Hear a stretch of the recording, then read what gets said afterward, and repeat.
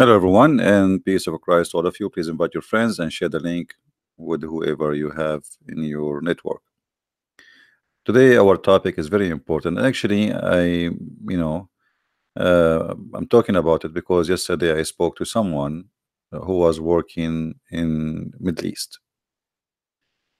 Uh, Working in the Middle East is very popular for many countries, especially when you are from a poor country. Usually, most of those who work in the Middle East, they are from poor countries. And those who they are not from poor countries, usually they go to Middle East to have a very high, let us say, paid salary, which mean a person who is coming from Indonesia, Philippines, etc. Uh, they go and work for a lot less, even if they do the same job exactly a Western person do. If an American he go and to work in Saudi Arabia or in Jordan or in Lebanon or in Kuwait or all those countries, he will get maybe five, six times more at least than the salary someone will do the exact same job who is a Filipino or Indonesian, which means right away you will face a very bad, ugly discrimination starting from the salary. And the discrimination, nothing except that's because you are a Filipino or you are an Indonesian. That's all. Even maybe you are better in doing that job than someone else. And this is the truth. And the truth always ugly. And nobody want to talk about it. But the salary is not the only problem. Uh, you know, usually when you are poor and you don't have better options, you accept anything. I mean, you have a family to feed. So you can't spoil yourself and say, no, I'm not going to accept this. Why you give somebody just because he is from England, you give him a salary which is 10 times more than me, or maybe 20 times more than me. And not only that, you give him a very good accommodation. Filipino people, they put them in a small, tiny apartment in the shelves in the top of each other. Same for Indian, same for an Indonesian, as if they are not a human. But if you are coming from England or from Belgium or from France, they give you an apartment by your own, and even they provide you. Mostly, they give you, like a car. So it's just because you are from a poor country, you are going to be humiliated, and that is the truth. Now, is that the only problem a person coming from a poor country to work in those countries will face? No. You see, when you are coming from a poor country, that's mean your country is not powerful. That's mean they can do whatever they want to you, and your country can do nothing about it. And that will lead us to tons of problems. Women rape, women trafficking, sex slavery, working without salary. Not only that, anytime the one you are working for him, he can stop paying you and he accuse you that you stole from him. And they will believe who?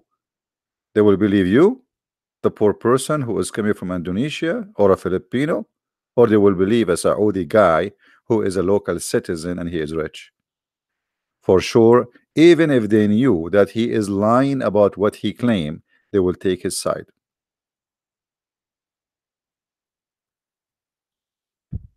Me myself, I am from the Middle East, so I know what I'm talking about, and I am been in those countries, so I am not really, for sure, not all of them, but most of them. So I know what I'm talking about. I know what kind of slavery it is. The first thing happened to you if you go to Qatar. As an example, you can go right now and search Google and see what Qatar is doing for workers who they are building. Like supposedly Qatar is going to host Olympic, whatever, like something like that about football. I think football like game in I think 2020, 21, something like that, and the Indian and the Indonesian and the Filipinos are treated literally as a slave. Even they did not pay them for the last 6 months their salary. I mean, imagine Qatar have billions and trillions of dollars, yet They will not pay you. You're poor guy. You're sorry. It is an open, clear slavery for a very simple reason. What you can do about it? You are from Indonesia. Your country is not America. If an American, something like that happened to him, he can sue Qatar in USA, and that will have a bigger consequence on Qatar as a country. So they have to obey and they have to be careful when they play with American. But if that is done to you, and you are from Philippines, what you can do about it? Nothing. What your president can do about it? I remember a Filipino girl. She was murdered, I think in Kuwait, and the employer, he put her in the freezer for I think 6 months. And then the president of the Philippines, he screamed, he complained. What he did? Nothing.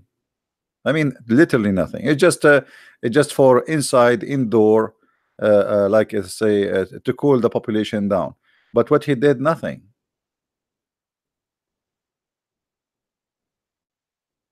And until now, Filipino girls are sent to Kuwait.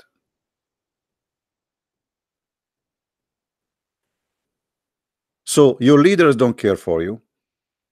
Your government don't care for you. Nobody protect you. And you are not from a strong nationality, sadly. This is how the world is today. And yet you want to go and work in those countries, you are making a big mistake. The second you go to those countries, you have to put in your mind that they can accuse you of anything. And a little tiny excuse can cause you your life. As an example here, they accused two Indonesian maids to do witchcraft for their owner. Oh, sorry. I just say owner because this is slavery. For their employer, but the fact he is their owner. He owned them. So he got angry from you. He accused you of witchcraft. And that's it. Witchcraft, the penalty is death. You believe it? He just accused you. They will believe who? You say, no, I did not. They don't care. A little accusation can end with your death.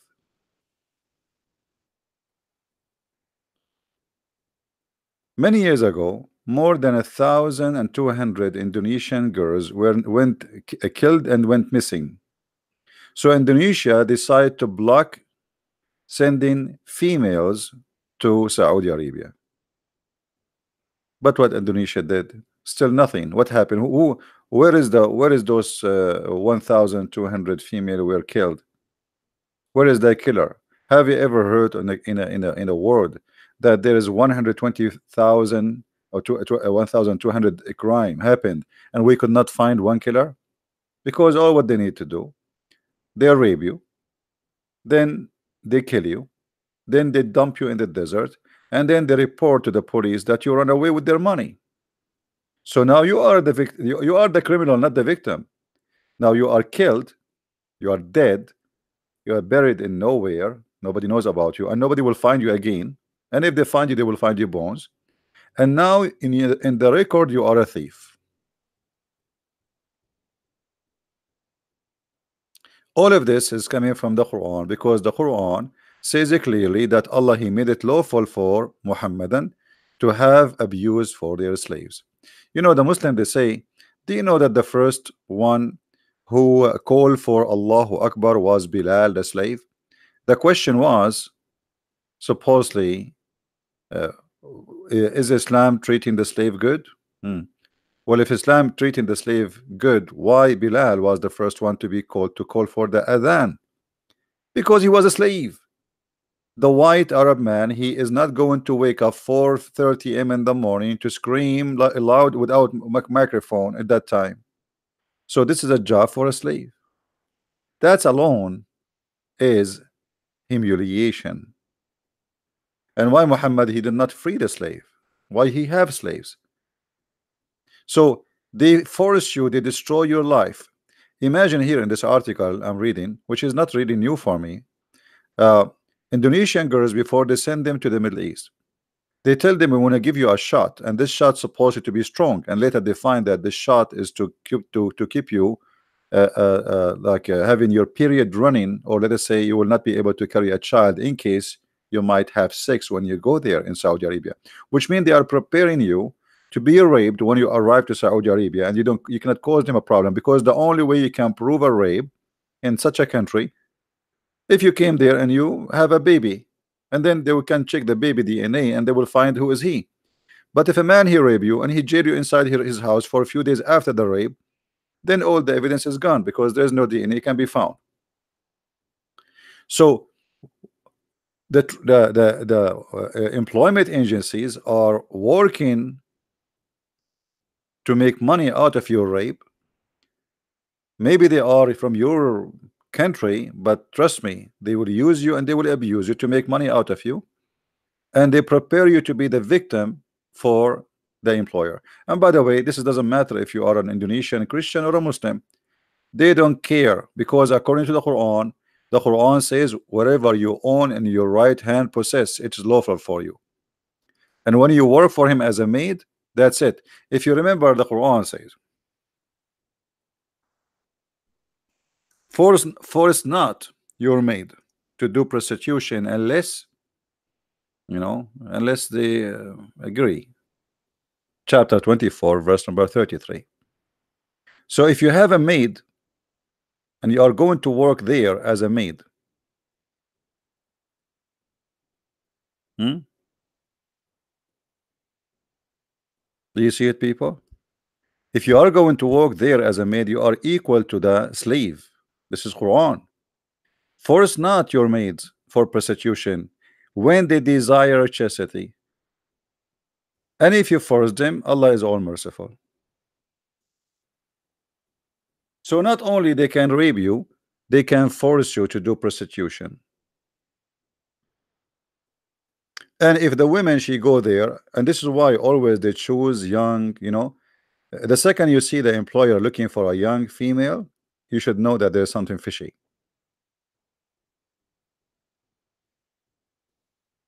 What they do, they send pictures, those agencies, evil agencies, for sure, not all of them are evil, but generally speaking, they send pictures for young females. The new employer, let's say the owner in today world of slavery, they send pictures of young females from Indonesia, from Philippines, etc.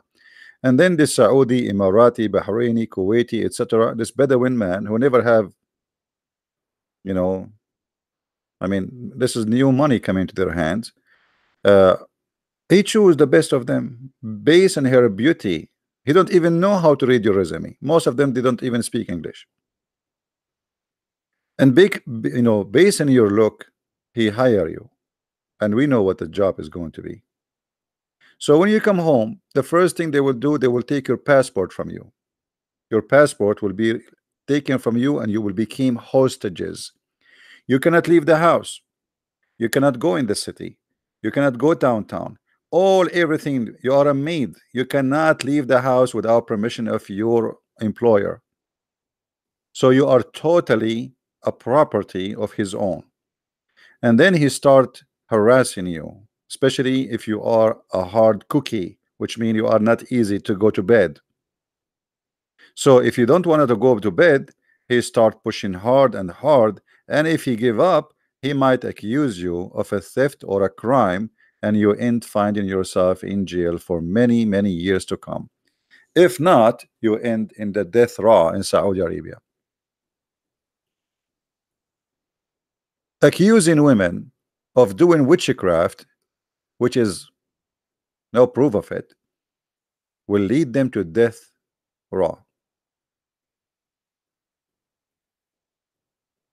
That is the truth. And somebody he's saying, a Muslim saying, Christian Prince is liar. We are showing you this is all, it's all over the internet, Abdul. What we are liar? What we are liar? Lying about what? What about lying about what? Huh? What we are lying about what?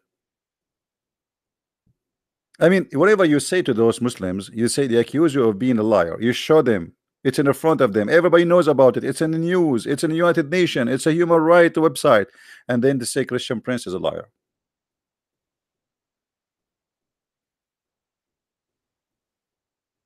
They are forced for sex. They are forced to work without salary. They are forced to do things which is not what they hired to do. As an example, one of the most famous things will happen to you when you go to the Middle East. In the agency, let us say, they told you the job you will work in a reception in a hotel. You go there, you find yourself you are going to work as a maid. What are you talking about? I have a bachelor degree in tourism. I sign a contract to work as a reception in a hotel, and I will have my own like a housing part of the contract. This is what it is. It's not up to you. It's too late. They grab you, they put you in the house of the new employer, and you are a maid. You are a slave. In the contract, they write down something. The job you will do in the ground is something else.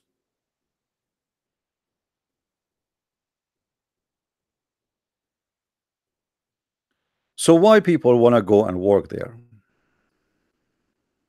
This is a human rights website, which is United Nations, which is an ugly organization, by the way, and they cover a lot of the crimes happen against the poor. But sometimes they cannot. The crimes is so big to cover it, So what you see in their website is not even 1% of the truth. And here you see in their website, as an example, it says, in 1962, the King Faisal abolished slavery in Saudi Arabia. But this is not true. Until now, there is slaves in Saudi Arabia, and nothing changed because Islam never abolished slavery. So how the king abolished it? And here, by the way, this is proving how they lie to us and say Islam was against slavery. Until the year 1962, in Saudi Arabia, legally, officially, by law, there is slaves. 1962. Maybe some of you in that age now. And yet they lie to us and you say Islam is against slavery. This is more than 1,400 years after Muhammad, and still they own slaves.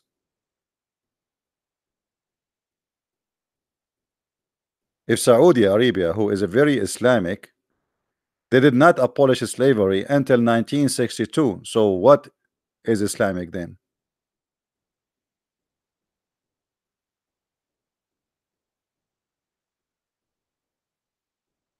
But today the slavery still exists, but it have different names. Mauritania, as an example, is the biggest slavery country in the world. More than 80% of the population are slaves.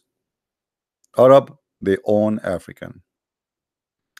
All those discrimination and human right violation happen in Saudi Arabia, as an example. And by the way, others are no better. But Saudi Arabia, we can say it is the most extreme dangerous place to live in and to work in. Sexual abuse is number one concern. Violence, capturing, hostages, jail, false accusation, working with no salary.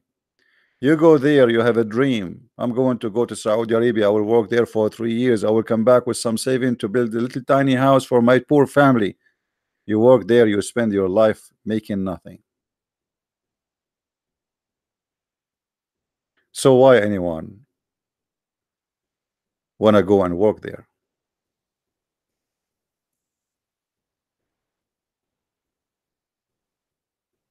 I advise you. I know, you see, I cannot lecture you about what to do to live. I know there is people who they are poor. They are desperately trying to find a job. Life is tough. Life is hard. We cannot lecture somebody is poor about what to eat.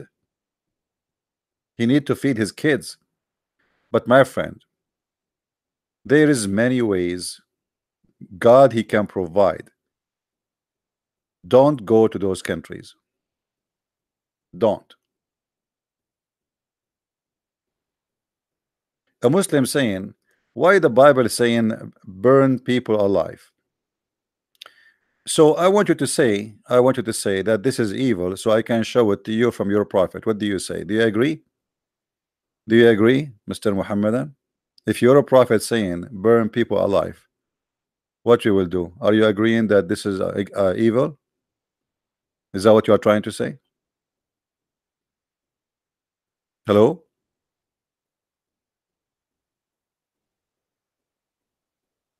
Coward.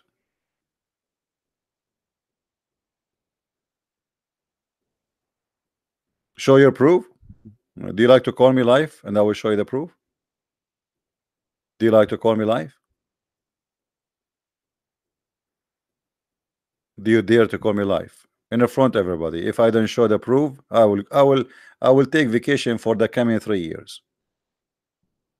What do you say? Do you accept the challenge?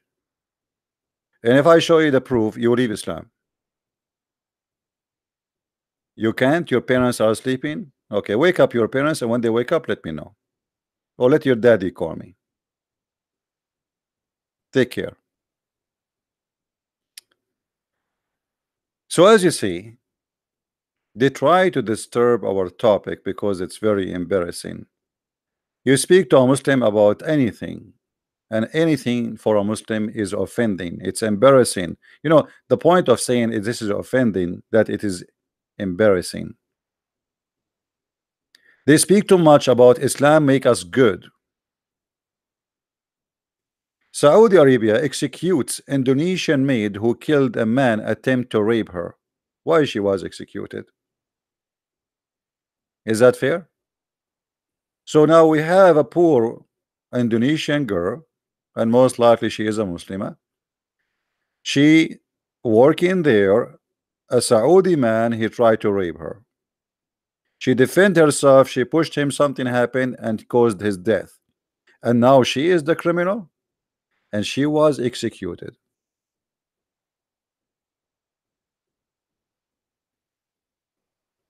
This woman, she have to give, she should be given a medal of honor for defending her honor. Why she should be killed? But she should be killed because you killed a Muslim, number one, and he is a free man and you are a slave.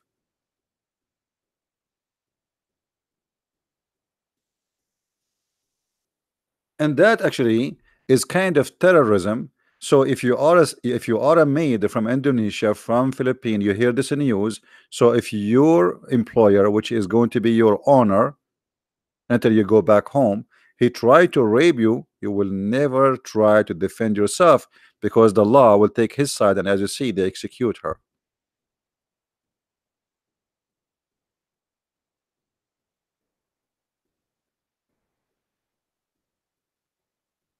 And there is, by the way, some kind of attraction to work in the Middle East, and I want to talk about it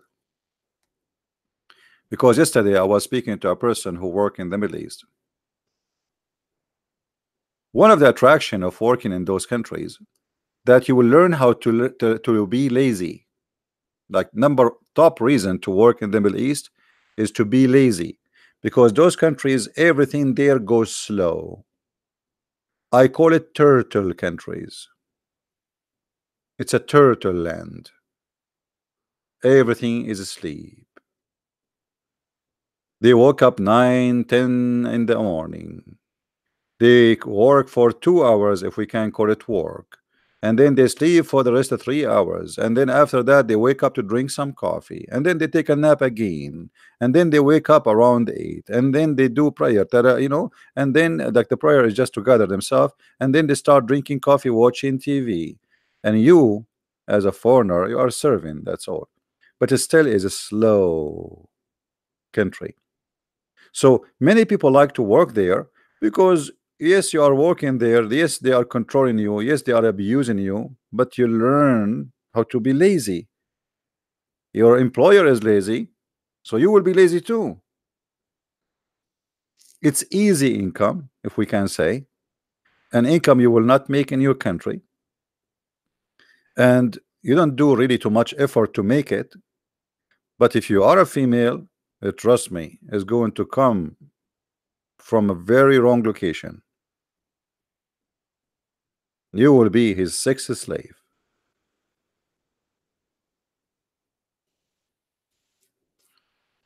As I said, especially if you are coming from Asian countries.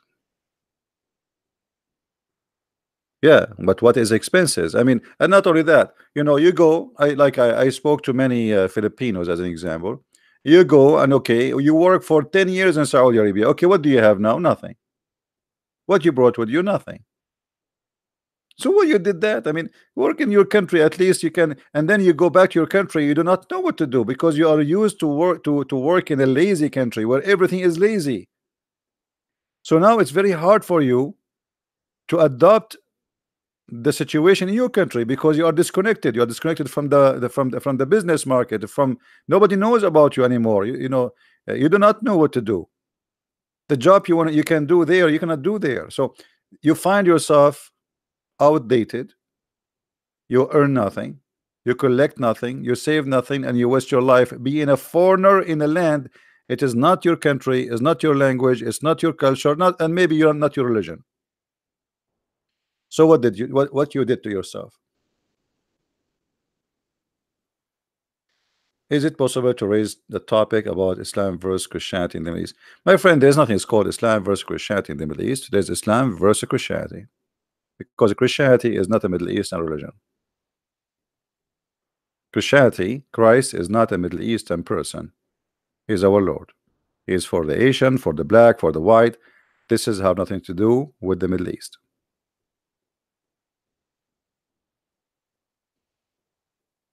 So there is some attraction to work in those countries because your income, it is little, but it is kind of easy, you know, and you learn how to be lazy. But what you can do with this income? Nothing. And most likely you will not come with anything because in Saudi Arabia, as you see, many of them, they are liars. They make you work for a year. Oh, next year we'll pay you, and I will pay you like today. I will give you this month $100. But sir, $100 is not enough for my food. What I will do? Come on, just $100. I will give when you before you leave. I'm saving them for you, huh? I'm saving for you. Your contract to work with me. This is if you are a man. Your contract to work with me for 3 years. At the end of the 3 years, I will pay you all one payment, one check, saving for you. And then at the end of the 3 years, he says to you, "I have no money for you, and what you can do about it?" I will tell them I gave you the money. And if you say I did not, I will accuse you of a theft. Anything. What you can do about it? There is a video, and many might think in other countries can be better. As an example, yeah, what about United Arab Emirates? For sure, Emirate is better than Saudi Arabia, but it's not too much better. There's a video of the brother of the Prince of Emirate. He was torturing a Pakistani for he accused him that he stole from him 5,000 dinar. I know how many dollar that will be. He put nails in his ass. He put salt in his ass. Even he overrun him with his jeep. He shot with his Kalashnikov with his AK-47 between his legs. You can watch the video. It's in YouTube.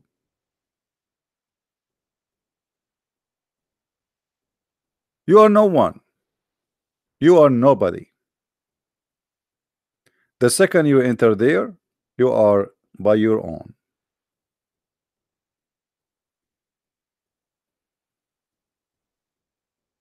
And by the way, I'm not joking. You can search the video right now. I wish I can play it for you, but they will claim copyright for it. The daughter of the Prince of Dubai, she have a video of her in YouTube. Search for it. She and her sister kidnapped and jailed by their father. This is a princess. This is what they call them, princes. If a princess is kidnapped and jailed, who are you? This is his daughter. The daughter of the ruler of the country. No, she did not run away. She is still in jail. No, she did not run away. Nobody knows what happened to her. That's it. She is gone. I don't think anybody will see her again.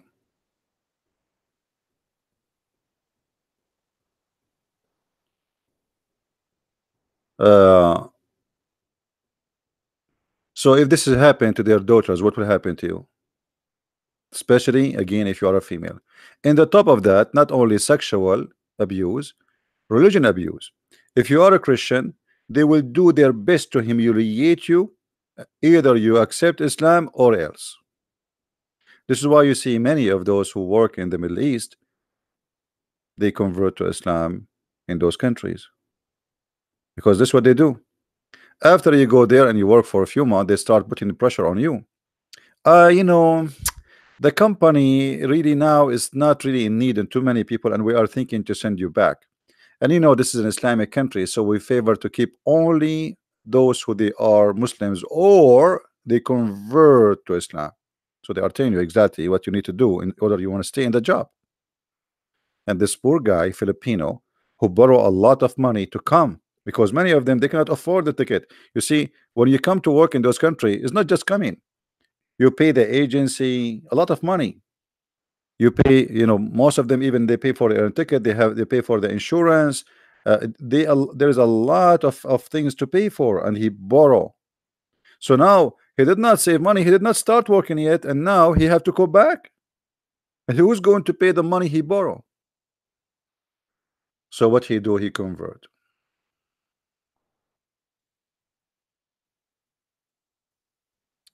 All the videos we make, they will be deleted. So what you need to do, guys, why you don't learn, I mean, why it is hard to learn, you can go to Patreon or you search for the same exact uh, title in the coming 24 hours. You will find it all over. All my videos, I delete them. All my videos. If I keep my videos, I should have thousands and thousands in my channels. So why you keep complaining why we cannot find it? This is why I say download the video as soon as we finish. And if you are a person who is lazy to download, well, are you lazy to search for the same title? Just filter, search for the last 24-hour post, and you will find it. So anyway, I feel really sad for those poor people who work in those countries. Don't go there. Never go there. You see, work as a maid in your country is 1 million times, and whatever they will give you, you will live. But don't go to those countries. You'll be away from your family, from your children, from your husband. They will rape you. They might even get killed. You might be sent to jail. They can fabricate any accusation against you anytime. You see, uh, there is a story of a woman, and she's a Filipina. The husband, he was raping the Filipina girl, and now the Filipina, that's it. She gave up. She cannot say no. What she would do? She tried to contact the embassy. She could not. You can't even contact your embassy. You believe it? You cannot go there. You can't even open the door of the house. So the wife, she found out about her that her husband is raping her, but for her, for the wife, she wanted to just get rid of the Filipina now. She knew that the husband is the evil man. So look what she did. She took her jewelries and she put it in the bedroom of this Filipina. The husband came. Oh, my jewelry is missing, you know. The husband, he said, okay, let us search for it. And she told him, why you don't search in the maid room? They searched in the maid room. They found the jewelry there. The husband, because he's raping her, he don't want the police to be involved. He tried to fix it. The wife, she insists. She called her brother. Her brother, he called the police. The Filipina in jail. And God knows when, you know, and they will cut her hand. In Saudi Arabia, they cut your hand for a theft. So she went to jail. They will cut her hand and they will send her without hand to her country. For what? So look what happened to this poor woman. She got raped. She got no salary. She humiliated. She been put in jail. And she lost her hand. And now she will come back to her country, not only without anything, she lost her honor, her dignity. She been humiliated. She been raped. and now she is coming missing one hand. Why you want to do that? What in the world is worse to do? Work in Saudi Arabia, all those countries.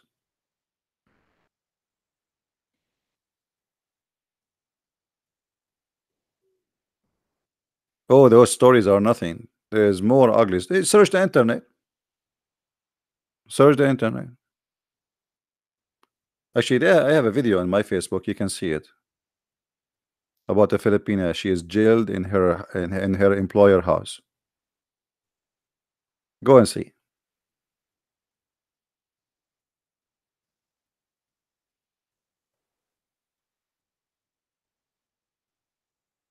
Either you can find a job in a country where you will be respected as a human, or never go anywhere. Do anything in your country.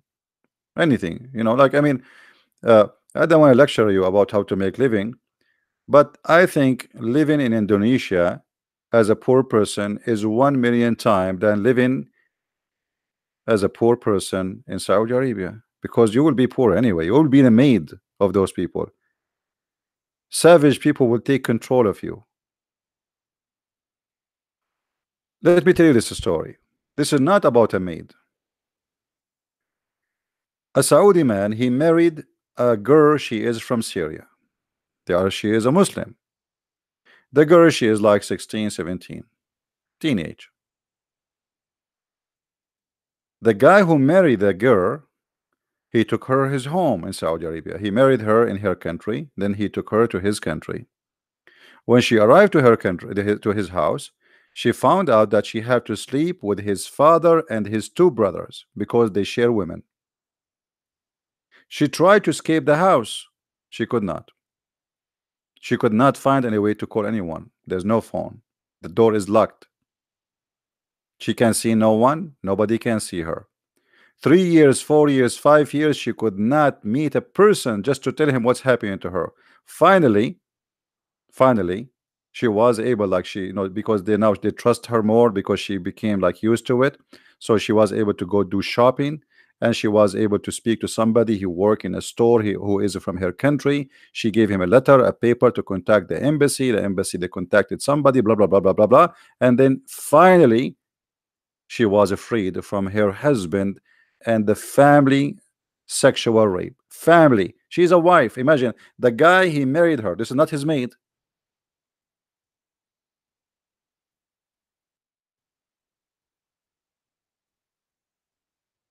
No, I don't have a Middle Eastern passport. I have only American passport. I don't want to have any Middle Eastern passport. There's nothing to be proud about. My Middle Eastern passport expired long time ago, and actually I don't have it no more. I have, many years ago, a bunch of kids, they broke into my house. They thought I have money, and they took a little safe I have, which there's nothing there except papers, and that passport was there. I have like degrees and passport, which is that passport. The American passport, it was with me because I was overseas. This is why they break in. I'm American from a long time ago. Anyway, this is not the story. But you see, there's nothing to be proud about, and I'm sharing with you what's happening in my own land with you. I'm not proud about what's happening there. I wish I can fix it, but this is how it is. And when you are poor, nobody really care for you. You see, I remember once when I was in the Middle East, we opened the TV, and then they say like 10 cars, they hit each other because there was a storm in Los Angeles. 10 cars. Okay, what we have with the 10 cars? Nobody even injured. We have more than 70 child. They die in a bus. They were going in a school trip, and they are not even reported in the government TV, as if they are not exist. But they have time to report to us that two American, they were in competition about how much they eat hamburger. So this is what's happening. If you are from an important citizenship, from a country which can protect you, then your situation is different. But if you are from a country,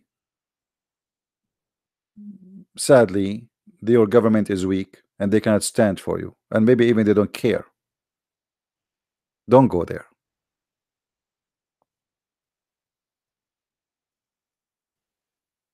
You are making a big mistake, especially if you are a female, especially.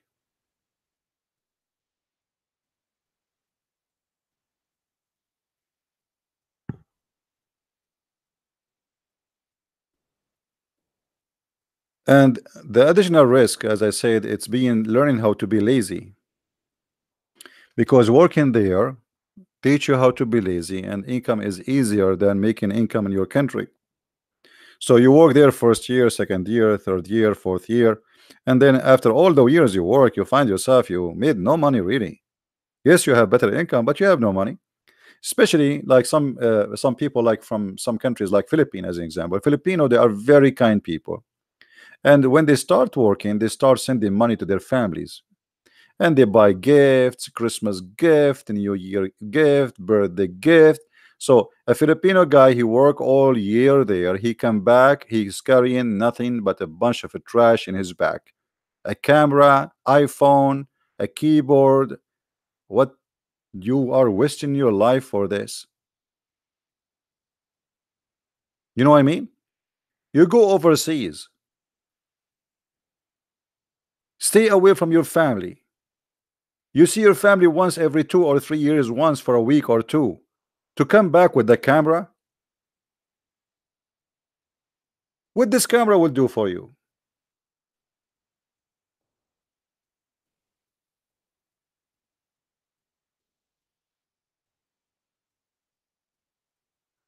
Don't go there. Work in your country. Work as a taxi driver. Go and see how much money they are making. They make the better. Learn how to drive a heavy duty machines. They get paid. Learn how to be mechanic. You can make good money in your own country. Why you want to go there? You go there, you spend your life, you waste your life, you come back, you have nothing. And not only that, not only that.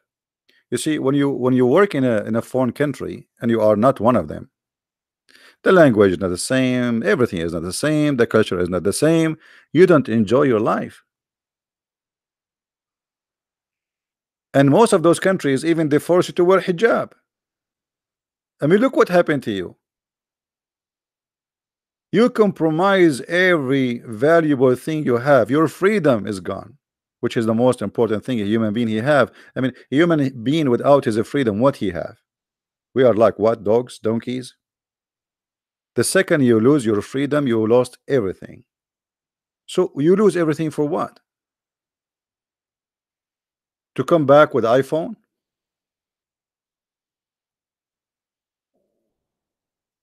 If you can't go to America, that's a good deal. If you can go to Canada, that's a good deal. If you can go to Australia, that's a good deal. But you don't go to Saudi Arabia.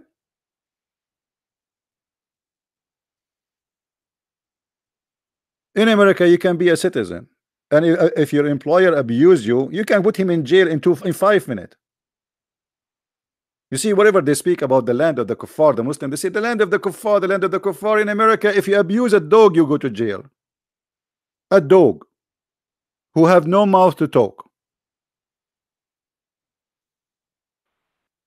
I have a neighbor, she left her dog outside in the garden during the rain. That's her crime.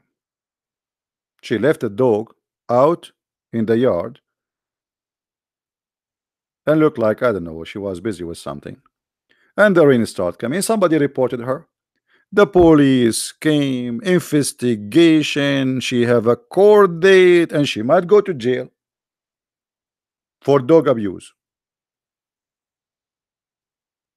And yet they say America is disgusting. In the Middle East, go and read the stories. You sleep in the street, your employer don't pay you money. He says to you, go and find your way. You are a man, okay, I brought you here. I don't have money for you to pay you. Go, feed yourself. Feed yourself.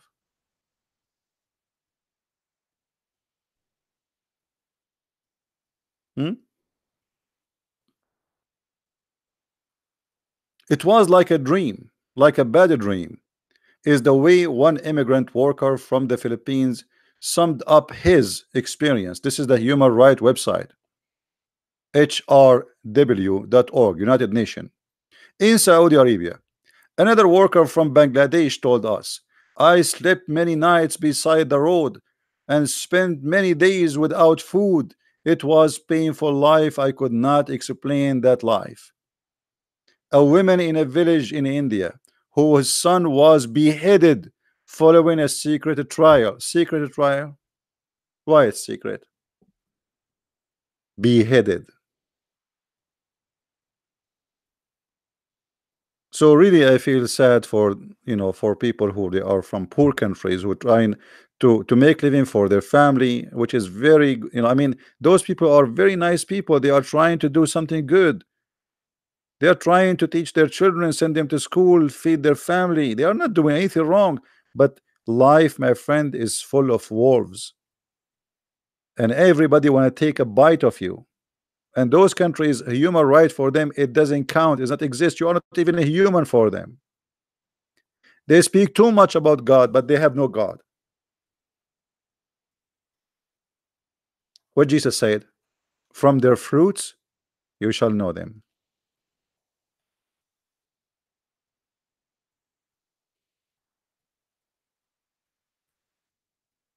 So I say to you, and I say to you from my heart, it's an advice. Never ever go and work there. And if you are there, get out. Get out before it's too late. And additional to that, those countries have no future. Right now, there's a lot of problems between Iran and all Middle Eastern countries. So any mistake can happen. United Arab Emirates can go bankrupt. Qatar, Saudi Arabia, they will go empty. The second war started, all those countries are zero. You saw those countries, I call them temporary countries. It's a cartoon countries. It's built of cartoon. They have no base. Their society, their economy have no base. It's just oil. And like Emirat, they don't have really any business. I mean, Emirat is just a like a big supermarket for shopping, and they make money from opening a money laundry for mafia and gang, Russian mafia, Persian mafia, Arab mafia, Egyptian mafia, you name it, drugs. So it's a big country built in nothing. It's a balloon. When I say big country, I mean big name, like big building. You know, there is companies who were selling apartments in Emirat, and there is many stupid people. They put all their life saving there, and now they found that those apartments are not even exist, or most of them they aren't going to be built. It was a scam.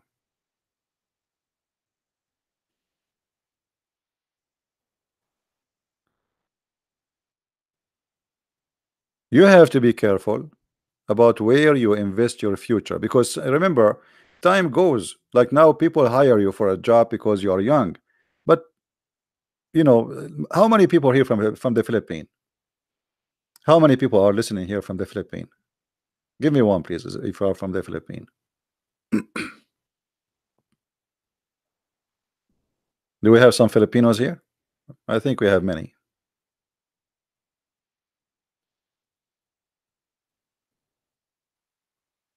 In the Philippines, if you are an old person, nobody hire you. It's a fact. You believe it? And the stupid government of the Philippines don't protect you, which means legally they can discriminate you by age, by gender. You will see an ad for a job in the Philippines says you have to be between the age of 18 and the 25 legally, which is discrimination. So if you are over that age, if you are 30, you will imagine 30 years old. You are still young, still you have hard time to find a job. The older you get, the impossible the mission is.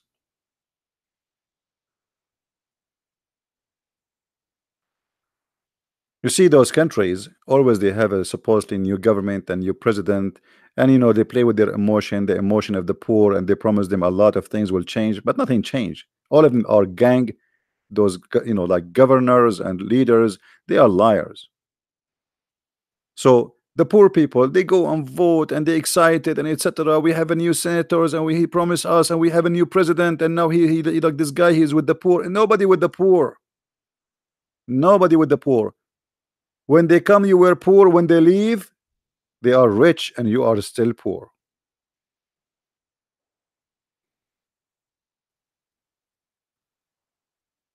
So you work in the Middle East when you are young because they will not hire you if you are old anyway. So you go to the Middle East today in Dubai to work or in Saudi Arabia and you are 20, 21. You stay there for 10 years. You come back to Philippines, nobody hire you. And your saving is nothing. So what you would do? You establish no business for yourself. You establish no job. You establish no even retirement. Nothing. You find yourself as if you are just born today, starting from zero.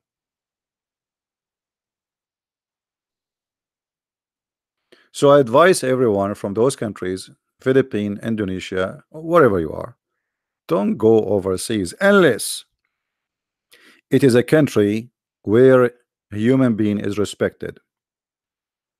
America, Canada, Europe, yeah, but even not all of Europe is the same. Uh, but like those countries, you can have a future, even you can be a citizen. Otherwise, don't go anywhere. Stay home. Stay home and try to do anything you can.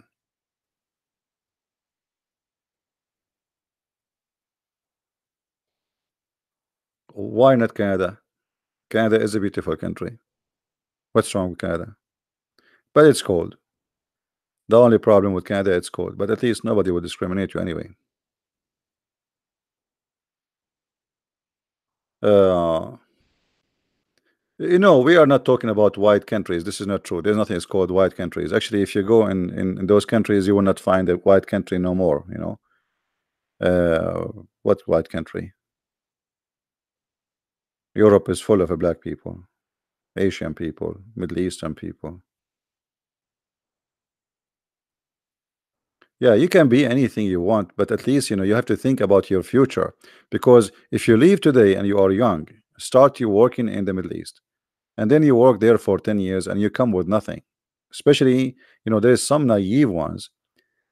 They don't save, or maybe they cannot save because they have duty to do. They have obligation to do. They have to keep sending money to their family. And when you work in the Middle East, let us say you're a Filipino or Indonesian person went to work in Dubai. And because now you're in Dubai, all your family who they are in Indonesia, they start sending you, please, can you I borrow money from you? Your cousin and the cousin of your cousin and the cousin of your cousin, because they think you are a billionaire there. But the fact you are just a taxi driver there, or maybe a driver for your boss, or even you are a maid. So everybody want to borrow money from you, and you are a good person. You give, but the money you give will never come back to you. So you work there, you spend your life, time goes, and you come back home and you have zero. And if you are a Filipino, what do? This is what Filipinos people do. I love them very much. I love the Filipino, but there's things that they don't. I don't like it. A Filipino, he like to buy a brand new iPhone. I mean, why you buy an iPhone? Why a poor person he buy an iPhone? I mean, what's wrong with a normal phone? What iPhone will do? Like, when you want to show off, like you have an iPhone? They like to spend their money in stupid things. iPhones, cameras, keyboards, parties, birthday party. Like I saw Filipino celebrating birthday party. It cost a lot of money. I mean, what is that? I mean, are you people out of your mind? You are poor. What birthday party? And why you are inviting all those people and all this food? And so what? You fast now for the coming 2 months? You borrow money to make a party?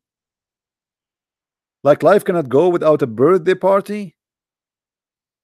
So we have a bad habit, bad traditions, bad thinking involving our decision and destroying our future.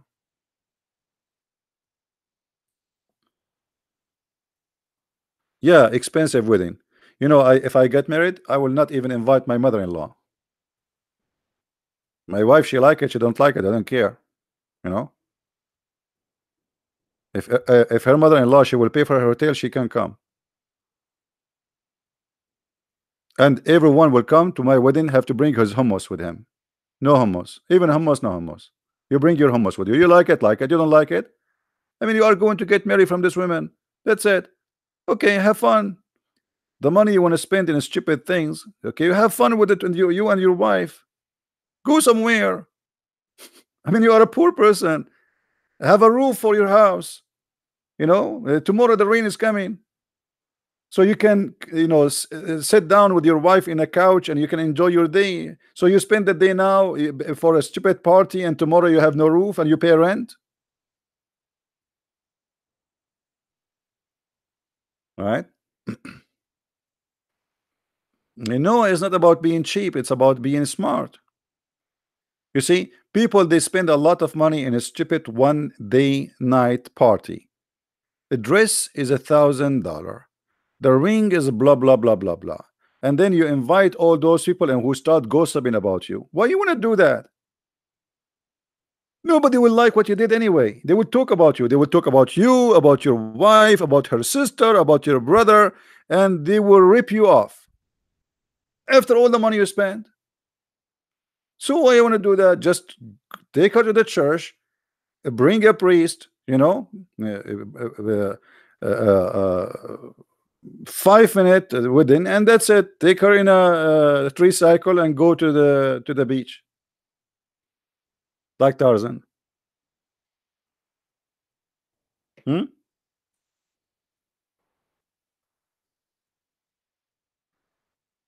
Who care? They will talk about you anyway.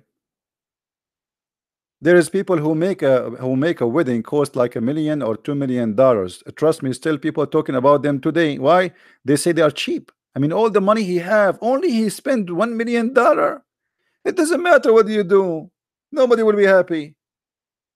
So why? What's the point of this? Are you getting married or getting ripped off? What the purpose of this project? I mean, people get married to have a family. This tradition of having a big party, spending too much, you can, and if people loves you, but really, they can come and enjoy, have a party with you without spending anything. You know, some soft drink and some music. Okay, no problem. Have fun and we dance. But what? This is a big hole and expensive dress, and the maid, they dress like each other, and there is the hairdresser, and the men, they have to dress like each other. What is that? This is a tradition of the fool. Foolish. The money you want to spend in the wedding, spend it for your house if you don't have one. Which one is important? If you have a house, well, get a car. If you don't have a car, okay. If you have a car, what about you spend the money you spend in 1 month to in one night?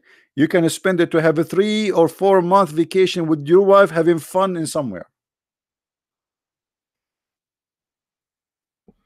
But people like to show off, and this is, I believe, this is a stupid sign. Stupidity, right?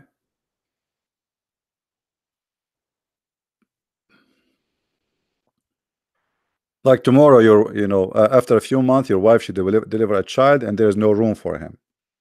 What you will say to your child? I borrow a lot of money to marry your mom. Your son, he will say to you the same as a Christian prince he said to many, you are a donkey.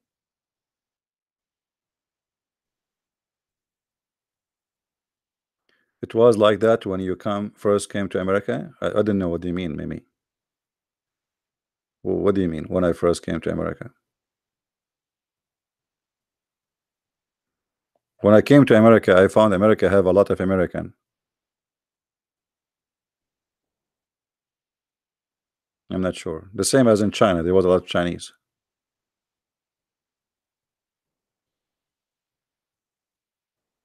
Yeah, we have to be smart. We have to make a right decision, and and the future don't is not merciful for you if you don't prepare yourself for what's coming. If you don't want to have, like you cannot afford to have a children, don't have children. You have responsibility. So, I believe, if I'm a person who have a little land in Indonesia, I prefer to stay in my land, grow some chickens with honor, and die in my land, better than going and being humiliated in a foreign land and even have a very bad ending. How bad Oman? Oman is the same as the rest of them, the same as the rest. But like you see, the treatment always is different, depend who you are. So if you are a white person, and this is the truth, I'm just sharing the truth with you. If you are a white person, European person, they treat you a lot nicer from being an Asian person. Arab are very, very extremely racist.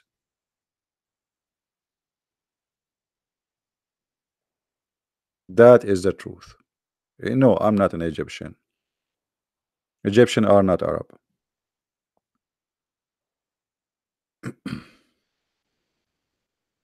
So if you go, like if you are an Indian, go and search right now. Do you know that in Saudi Arabia you can work there but you cannot die there? A person who is not a Muslim, if he die in Saudi Arabia, he cannot be buried in Saudi Arabia. So what will we do now? Your family, they will pay all their saving, the money you made, so they can get you back from there. You cannot you cannot be buried in Saudi Arabia. It's not allowed. They have to ship you out because you are a kafir, you are dirty, you are najis. Even death, even after you die, they discriminate you. You have no place in this country to die. You can work here, but you cannot die here. If you don't believe me, search Google.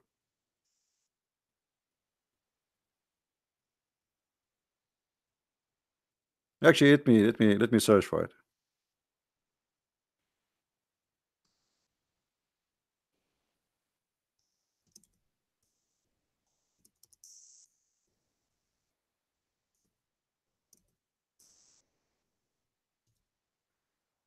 Let us see.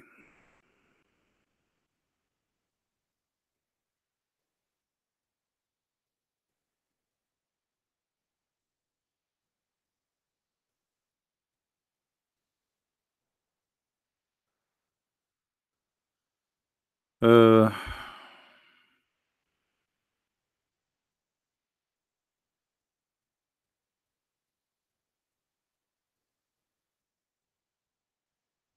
Maybe we need to search like why. Maybe you guys help me to find it.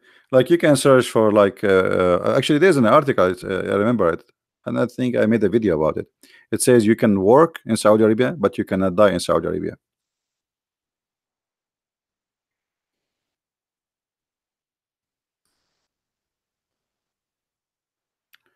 I need to find it.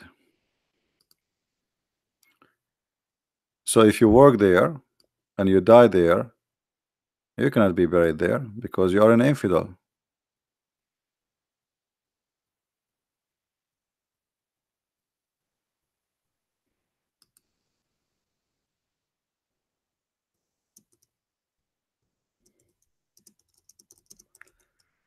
Let's see here. I hate it when I type and then after I type the whole sentence, I find myself typing in Arabic when I'm searching English. Okay.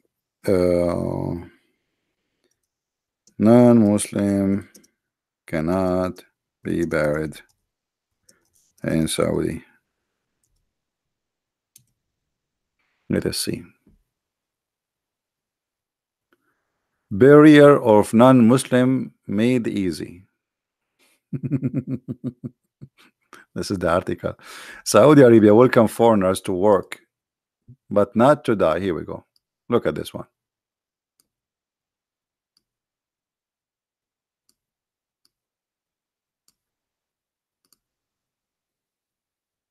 Do you see it? Saudi Arabia welcome foreigners to work in nation, but not to die.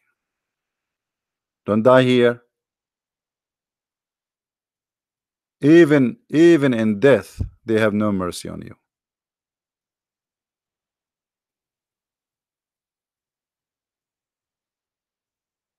So why you want to work there?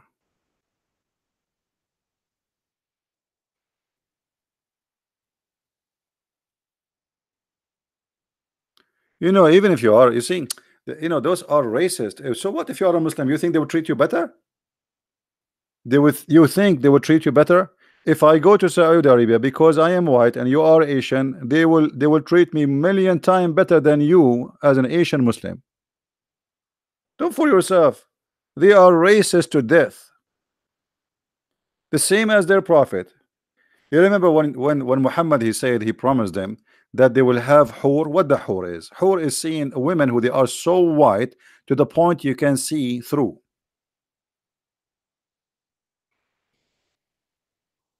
You can see through. What does that mean? It's mean they are so white. Why Muhammad, he promised them women so white? What the point? Because this is a racist community, Arab. Heaven for them is the heaven of the white people. There's no black people there. There's no Asian people there. So their prophet is the same as they are. Their God is the same as they are. It is a racist cult. So when he promised them, he promised them hur. Hur is from the word hawara, which is coming from the like the grape, like something you can see through. It is transparent. It's so white to the point transparent. If a person is so white, you can see his vein under his skin. You see the blood because he's so white. So Muhammad here is promising the Muhammadan that in the heaven, first of all, we show you many reference before, if you remember, chapter 27, verse number 82, as an example, where Allah, he will make all non-Muslim black and all Muslims white, very white. And here, the package you will receive with those naked women who they are waiting for you, they are so white to the point you can see through the marrow of their bones.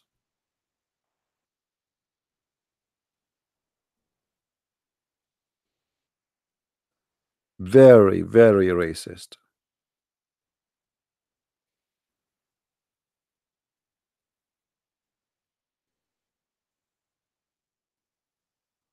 The wife of ruler of Syria is a white woman. I don't know what does that mean. As if he is a black man. The guy, the ruler of Syria, he have blue eyes. Well, what are you talking about? Syria have zero, zero black, zero Asian. They are all white.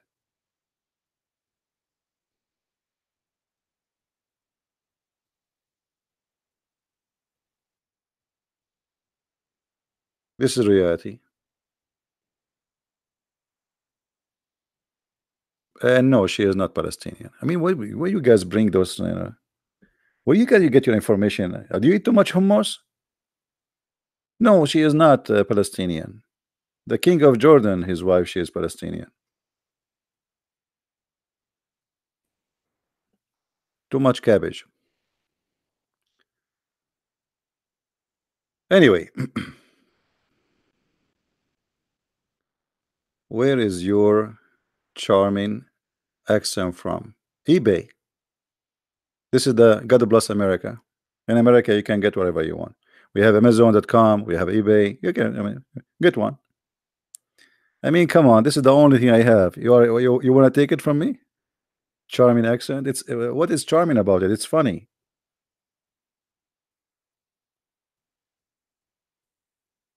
Uh,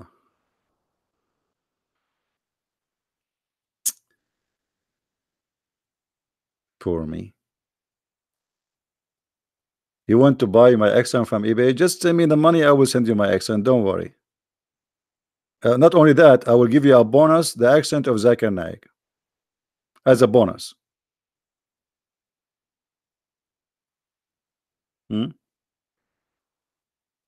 And if you ask Zakir Naik about racism, he will say to you, "Hey, brother, do you know that in America there used to be a lot of slaves, and the president of America himself he used to be enslaved, and not long time ago they have a law to discriminate black people."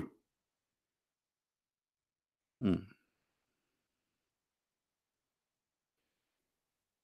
Yeah. But in America, the white people is the one who fought to free the slaves. The white themselves. There is a war. White fighting white. This is America, my friend.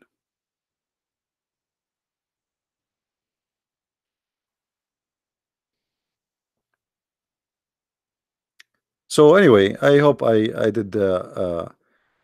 did explain why you should not go and work in those countries.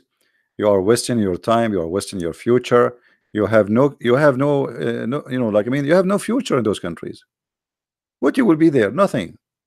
You see, if you stay in some countries for 5 years, you can apply for the green card citizenship. But in those countries, they would never be a citizen. They would discriminate you always. They will look at you down.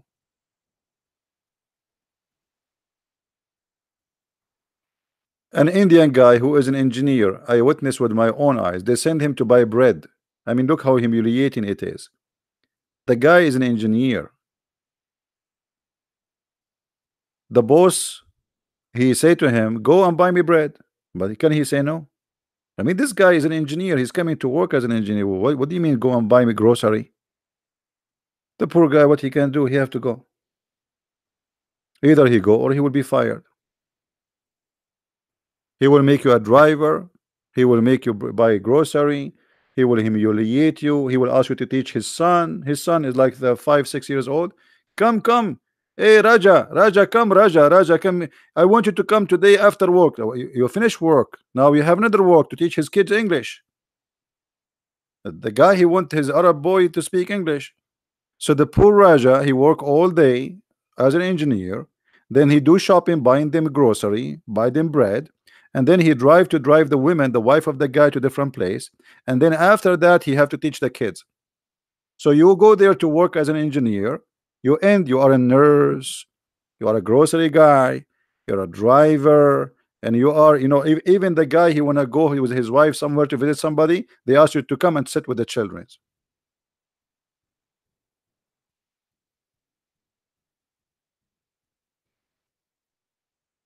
Why you want to do that to yourself, right? Be careful, my friend. Life is short, and losing your freedom, nothing equal to it. Freedom is the most priceless thing God he gave you. Those countries, not only you will lose your freedom, you might lose your head.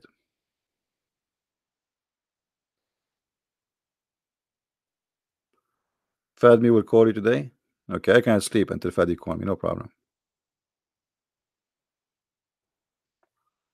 Canada is too cold. Yeah. So what? They are talking about the global warming these days. And you know what? Canada is getting warmer. American, they are eating beans and a lot of gas involved. So I predict in the future Canada is going to be like Hawaii. So what the global warming is about? Is it true? If a global warming is true, that means Canada is going to be Hawaii maybe in 10 years. There's a liberal woman, a Democrat from the Democrat in USA in the Congress. She said in 12 years the world will end because of eating beans. I mean, those people are really stupid. No, I don't know how those people they became Congress people. Just a party support you. Just be stupid, and those liberals they vote for anyone who's like them. Unbelievable. The world will end in 12 years if we don't stop driving cars. In 12 years, why you don't make it 12 months? Hmm. Yeah, liberals are very funny. Indonesian love CP. Thank you, my friend. Thank you. I love them too. That's why actually I'm trying to focus more and more in Indonesian, Filipinos, Asian. I have a special. Let us say my heart is so close to those who they are poor. I love poor people. Now, for sure, not all Indonesian are poor, and not all Filipinos are poor. But we are talking generally.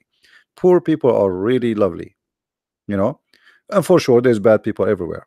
But the unique thing about poor people in those countries, they have a very, very, very clean heart. They welcome you. They give you. I mean, as if they are the rich. If you see what they give you, what they offer you, they act as if they are the rich, and they have a lot. You see, when a poor person he give you a dish of food, and hardly he can make that dish of food. That's mean he gave you a lot. Imagine there's somebody, he make let us say $10 a day, and there's a guy he make $100,000 a day, and then the guy who will make $10, he spend in his day uh, $10. He have a guest, he spent $10 on him, and then the guy who make $100,000 a day, he spend $1,000. Who spend more? The poor. The poor spend a lot more. He spend everything.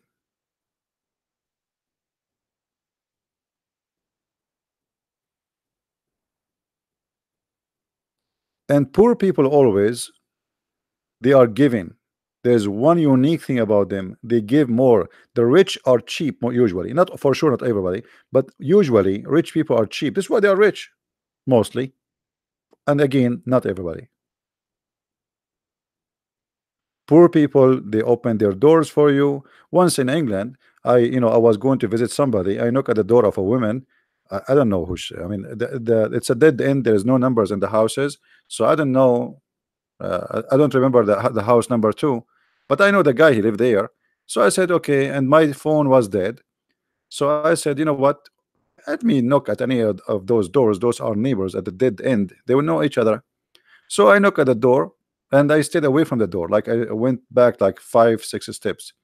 A woman, she opened the door, and she said, "What do you want?" I said, "Is the etc. He live here or he's around here? You know him?" She starts screaming at me. She wanna call the police. She have a very nice villa. I just knock at the door. I did not ask for food. I did not ask for money. I did not ask for shelter. All what I said, where does this guy live? Are you here coming to harass me? Are you here coming to are you wanna go and attack me? Are you staring at me? Are you looking? And she is like, she is kind of old. So look, I mean, I did ask where the guy live. In the Philippines, wherever you go, you will see how friendly, how beautiful they are. You ask somebody in the street, even they say to you, yes, sir. Very polite, very loving people, especially the poor people.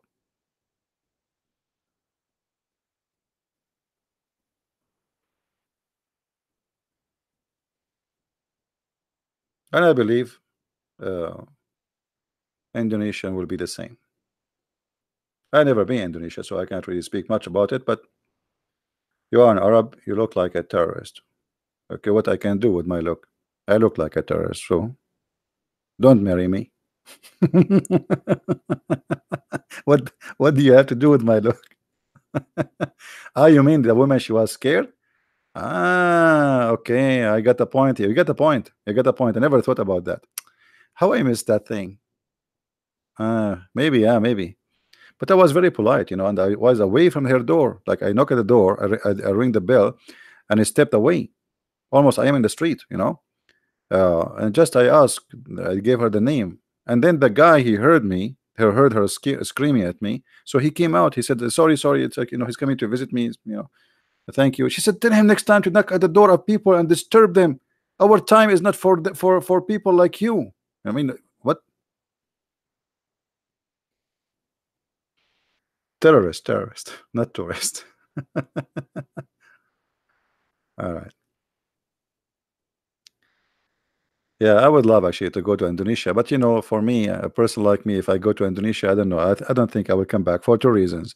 Either I will be kidnapped by Indonesian women to force me to marry her, or I will kidnapped by Al Qaeda. So I choose one. Which one is best? Okay. Uh,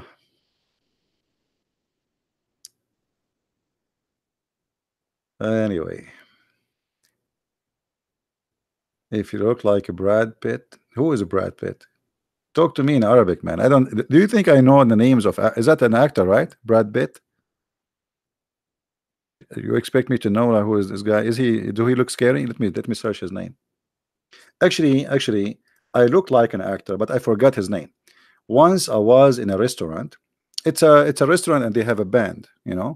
But for me, I was just stopping. I was driving long drive and I need to have a break in my driving and I need to eat something. So I stopped there and then a guy, he came and he sat next to me and he said, "By the way, I know who you are." And in my head, I start saying, okay, this guy, maybe he know I'm Christian Prince. But how you know? I was thinking about something different. So, and then he says to me, but don't worry, I will not tell anyone. So I said, okay, thank you. He said, but can you sign this for me? I said, sign what? I mean, yeah, like, and he started telling me, I have like my children, they will be happy to know that you sign. They always watch you on TV, and they watch me in TV. For sure, he is not talking about Christian Prince. Anyway, then later I found that I cannot give you the name of the actor because the guy, he insists he go and he come back. He insists. He said, can I take a selfie with you? I said, no, you cannot. He said, please, I'll tell you, I will not. I said, please, no, I cannot take a selfie with you. But the guy, he insists that he know me and he will not tell anyone. And later I found out he is talking about which actor, but I cannot tell you because then you might know how I look like, because really I look like a lot like him. He's an American actor. Scary. He always take a mafia guy, a criminal, like literally. The guy who do like hitman. The bad guy, the bad guy. Okay. Bert. You guys giving me names I never heard of them. Anyway, so the guy, he insists like and I was really but later I never heard of this name, and later I searched the name he gave me, and I found like you will not, you know what, like he is not really far, very close, but I don't look the same really, but maybe because he's in TV and I'm in person. So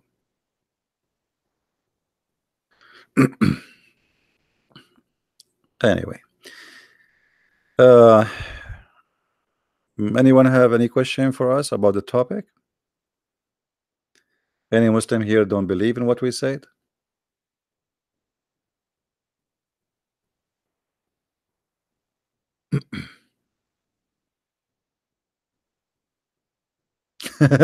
Abdul, they want to watch all movies to find out which one is what is me. That's a good try. Unbelievable. Yeah, but you know what make it confusing about me for the Abdul, that always I say I'm black, blonde, African American from Japan. So get good luck with that. I mean, how you can find who's that? Black, blonde, African American from Japan. I mean, what is left?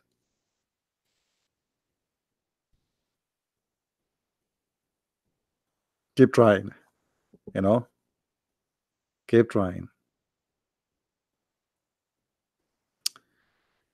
Uh, we always here we expose Islam, and but in the same time, there's many topics to share. It's important for the community and for people.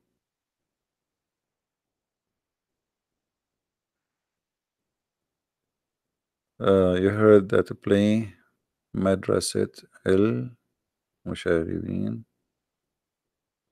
Yeah, I know this scene. What about it?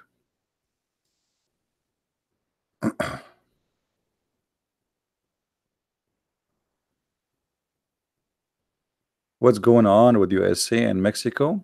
This is politics. There's nothing really important. You see, you know, people, they see the appearance of a problems, but they don't see really the problem. What's happening in America, that Democrat, they are trying to change the population ratio, because always a new immigrant who come to the country, they are given citizenship by the Democrat. Republican, they fought and they fight that. So the more immigrant they come, the more population who vote for Democrat are there. And this is why Democrats are fighting to keep the borders open, not because they love immigration. They are hypocrite liars. It's a dirty garbage game.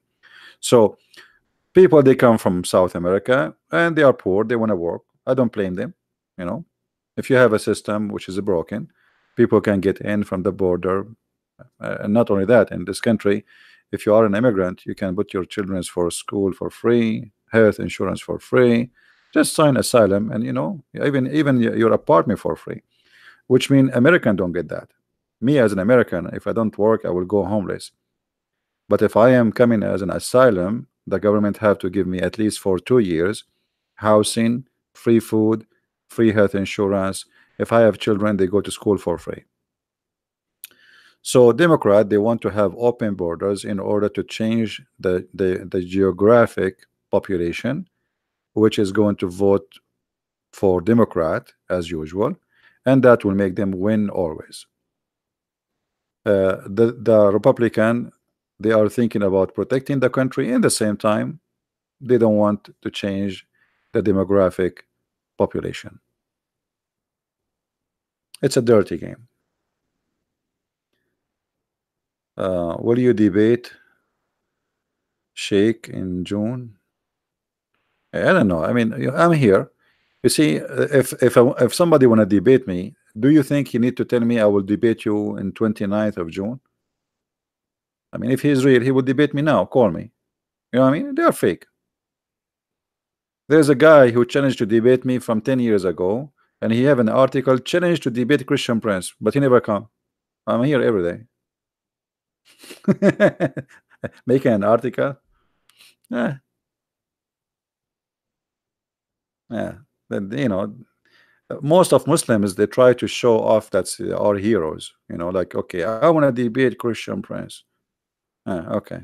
Yeah, true story. He want to show his 4 wives that he's a man. Brother, sisters, did you see what I did? I made an article challenging Christian Prince, and until now he did not respond. The coward. Yeah, a Christian Prince is every day is here.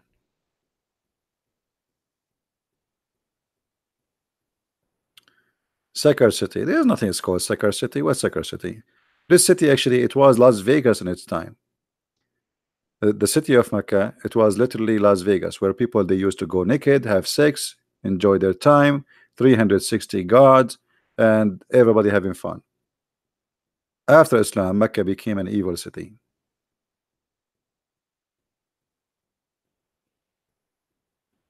Yeah, they used to go naked. You know, we can show the reference. You know, people they celebrate going around the Kaaba totally naked.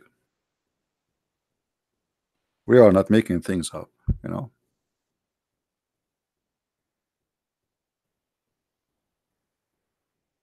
See, this is the reference in front of you. The book of Hajj, chapter standing and saying, etc. The Most High, blah blah blah blah blah. Hisham narrated in the blah blah blah blah blah blah. Okay, that who were Quraysh and their descendant, they go around the Kaaba, the house naked. Do you see the word naked? Do you see the word naked? Naked. It was a sexual entertainment city.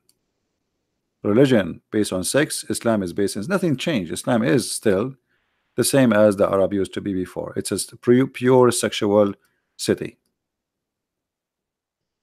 And then ask yourself why people go around the Kaaba naked. What kind of religion was there where people go naked? And now nothing changed, by the way. Muslim women and Muslim men are not allowed to wear underwear. A Muslim man, if you go and watch what Muslim men they wear a sheet and they are totally naked. So all what it changed, that the sheet which you used to wear after they finish, Muhammad he made them wear it during the Hajj. But it's the same thing. The only difference, they used to wear nothing. Now they have a sheet, and they show exactly the same as the Hindus. If you look at the Hindus, which shoulder is exposed, how they wear their sheet, how they shave their head, it's exactly as the Muslims. Islam, I believe, I mean the Kaaba thing is inherited from the Hindus. The Hindus, they have a black stone, which is a private stone, right? A stone resembles the vagina, a stone resembles the penis, and the black stone resembles the vagina, and it's a black stone. And the same clothes exactly they wear. The same shaving, the same shoulder, they show everything. The Muslim version of heaven is the same as the earth version of heaven. It's about sex. Everything for them is a sexual thing. Islam is a pure sexual cult. You see, if you believe in Allah and you go to heaven, what you do? The second you enter heaven, you are getting naked, ready for sex. There's women you never met. They are waiting for you, and they have a victory sign with their with their legs. You don't even know who are those women, and right away they will start singing for you, and they will jump on you. There's a sheikh who explained what will happen to you when you enter the door if you're in your house in the heaven. How they will jump on you. I wish if I played for you, it's a porn. Literally, he starts saying what they will do to you, step by step. One is sucking your, and the other one is sucking your, and the other one is sucking your. You know what you're I'm talking about. And he is speaking about that live on TV. Hey brother, the fun you are waiting for, you will not believe it, brother. The second you enter your room, brother, one she will be sucking your, and the one you will be sucking, even your nipples will be sucking it. I mean, you will be sucked by mosquitoes. And this is live on TV. Actually, you know what? Let me find the video. Even I will not play it, but maybe.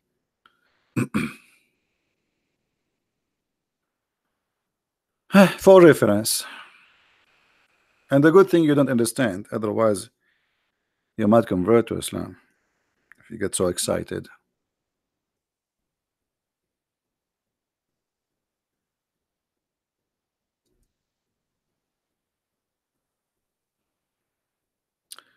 All those videos are description of the hur. Look at this picture here. Look. The title is "You Will Not Believe the Description of the Hur," and they have a woman wearing a clothes which is see-through. Look, this is the hur, brother. Do you see your hur future? The hur. You see her? Okay. And oh, look at his hand is open. A brother, the hur, a brother. Look at this guy. Look at this guy. He's looking at the sky, describing the whore. You know, getting so horny. This guy, he got killed, and he is waiting for the whore. All those videos speaking about the whore. Look at the whore, brother. The whore, brother. The whore, brother. Look at this. This one, she have a wing. She have wings, and she is so blonde.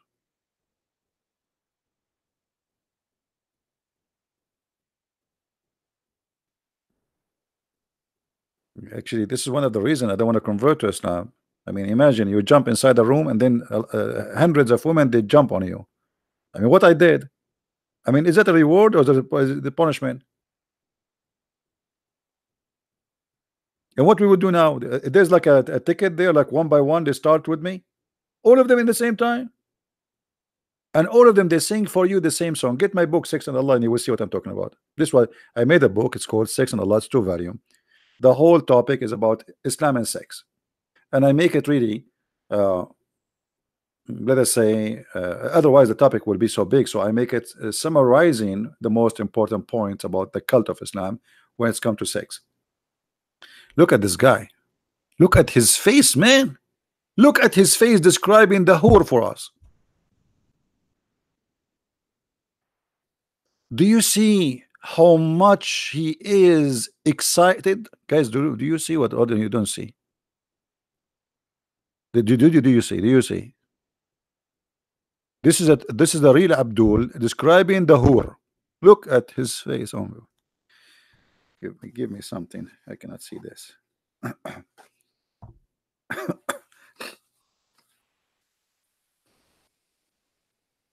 Look at his face. Look at this. Look at the other guy.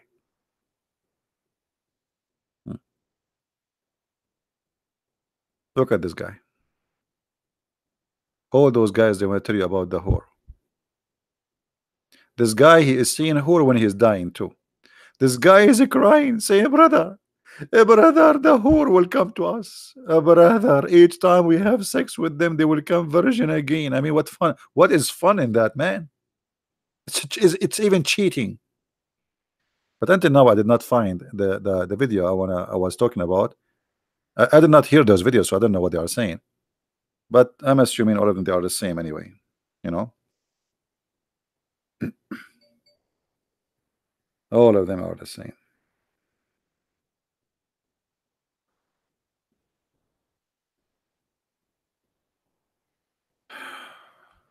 Where is the video? Until now, I did not see the video. That one is a truly, the sheikh is so, this guy, he was watching a lot of porn. I mean, look, I just searched for whore, and look what is this. It's English. How I can find that video? It's impossible. This is what they are dreaming about. Look, guys, look at the title. You will not believe what the whore she will sing to her husband in heaven, and you will cry for the most beauty she have. Yeah, the whore, they will sing for you a song. All the whore in the heaven, they have one thing to sing for you forever, for eternity.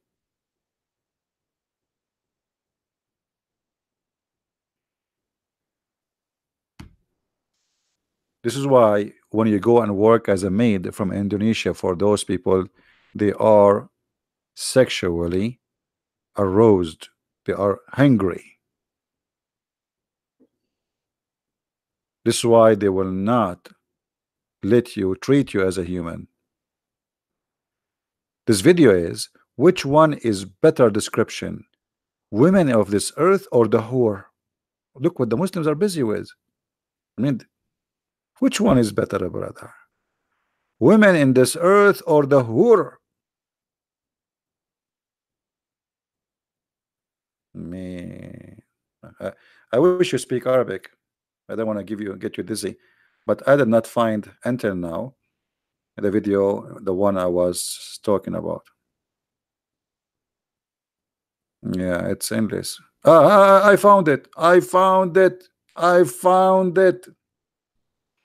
Who here speak Arabic? Who here speak Arabic? Because this is only for those who speak Arabic. Who speak Arabic? Anyone? This is the video. It's a pure porn. This is a sheikh speaking in the TV, speaking about how they will suck you. This is what I remember. And you know what? Let me hear some of it. Hold on. But how I can hear some of it without playing it, because I don't want just to be sure that this is the one. But I think this is the one from the image. And give me a second. Yes, it is the one. It is the one. Just he said one word. I remember. That's it. It is the one. Yeah. And this is the link for those who want. But it's in Arabic anyway. Like only those who speak Arabic, they can understand.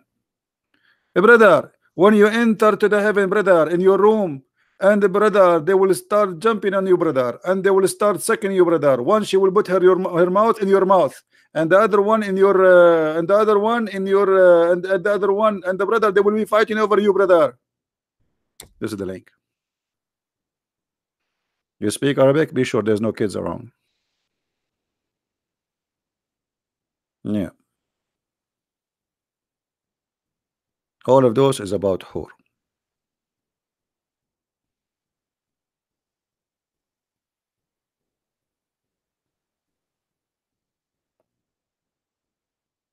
The description of the whore. What is that? This is the description of the whore? A woman, she is wearing a dress showing her leg.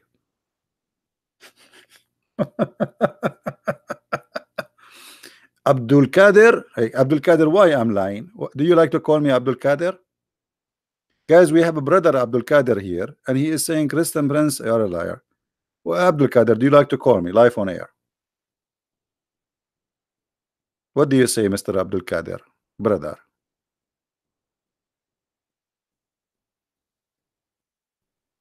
Give me your Skype and I will call you Abdul Kader.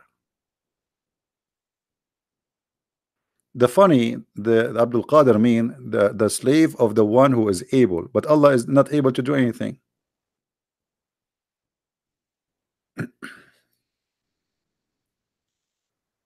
Do I dare to debate you in 2029? Can we make it 2029 in one day? Because at that date you gave me, I think I will be taking a shower. Well, I'm an Arab. I take like that will be one century shower for me. I mean, you could not find a better date than 29. Wait, 29. 29 in one day, maybe you can do it. It's my shower day. I'm celebrating one century shower. Where is this guy Abdul Qadir? I think Abdul Qadir, he stopped by the second he heard about the whore. Otherwise, he wasn't interested in our title. But his ears start pinking him. They get it. They get pinky. You know. Oh, sorry, not pinky. Kinky, kinky. They start getting kinky the second he heard the word whore. They can feel it, man. They can feel it right away. Those whore are different. They are unique whore. So he was walking by. The title is not important, but then he heard whore. What whore? Did you say whore? No, no, I did not say whore. I said whore. So because of the word, he got by and he stopped here.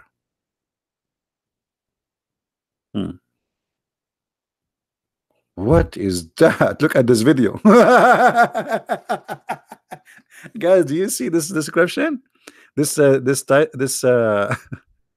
yeah, I think I think this picture is added by one of you, Alexander Phil. Yeah, yeah, he is here. Yeah, I think this is his channel. Yeah, look at this image, man. Man. So you're like, you will be sitting there and all those women waiting in front of you. Unbelievable. I can't wait. I want to go and join Mujahideen. You go to false translation to deceive people. Okay, false translation made by Muslims. How it is? Okay, it's false translation made by Muslims. That means Muslims are liars. Thank you very much. So even when you attack me, you are supporting me.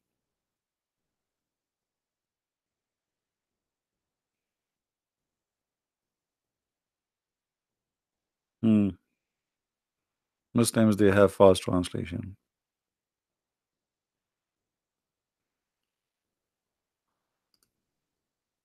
I agree. I never saw a Muslim have honest translation. You're right.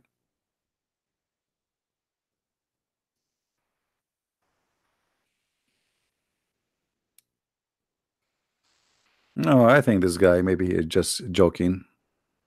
I think Abdul Qadir is a female, not a male. Most of the Muslim women who come to the chat, they use a male name. They text me in Skype and it's end to be a female.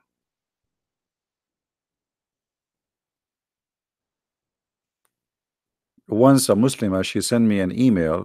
It was a very threatening email. And she said to me, so what if your voice is so sexy? I hate you, I hate you, I hate you. And I was saying to myself, man, this is a very hateful email. I mean, what she meant by that?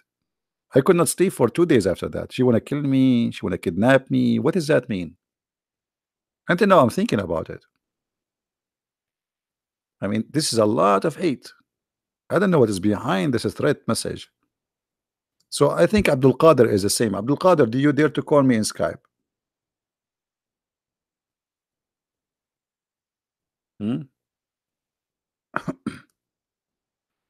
What do you think, Abdul Qadir? Abdul Qadir, call me in Skype. If you want the debate, I will give you my book, Sex and Allah, for free. If you win. What do you think?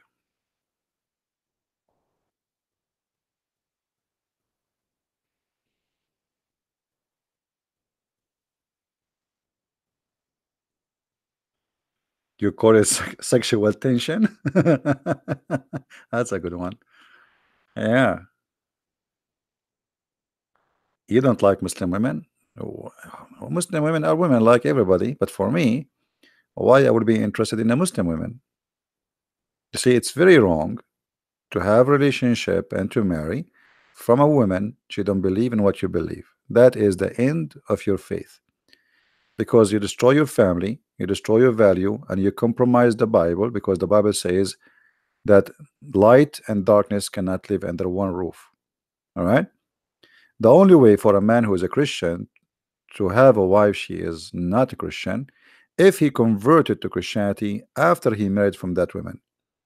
But a man who is a Christian already, he should not, or a woman who is a Christian already, should not ever marry from someone who is not a Christian.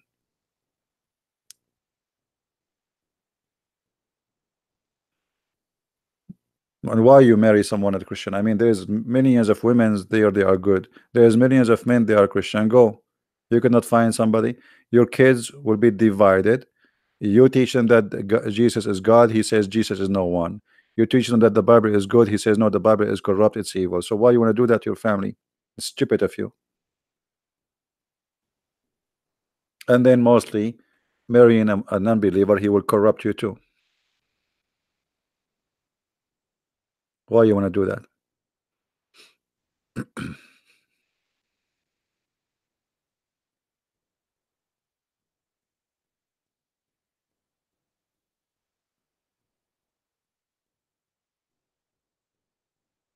And additional to that, if you marry a Muslim man, he might be not be able to have sexual intercourse like he's a prophet, and then he have to pray to Allah, and he have to wait until Allah he send him a dish of shish kebab, and then he eat it, and then he get the power of 40 men. But what of Allah? He did not. He's out of dishes. Have you ever heard of a prophet? His God, he fixes a private part by sending him a dish. Are you there, Abdul Qadir? Am I lying?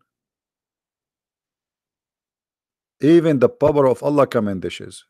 Even not only that, Muhammad he said that the angel Jibril came down and he installed a dish of faith and dish of wisdom. So look, we have sexual ability in dish, we have faith in dish, we have wisdom in dish.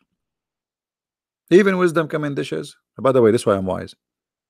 Every day before I open my broadcast, I eat one of the dish of Allah. I have a lot of them.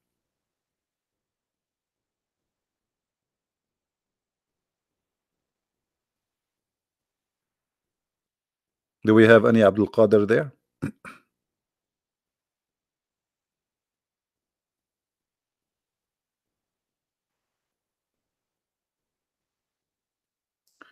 Muhammad said after 40 days semen gets into womb.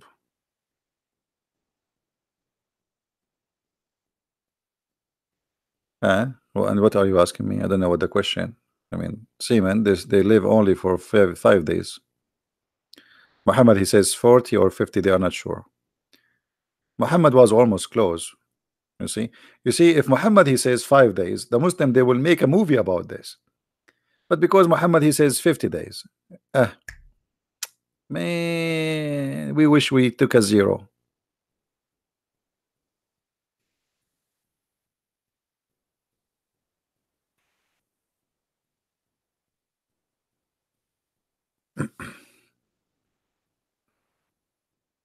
Yeah, always I ask Muslims, you are right. Always I ask Muslims when they call me what you ate today, because Muslims they answer you based on the food.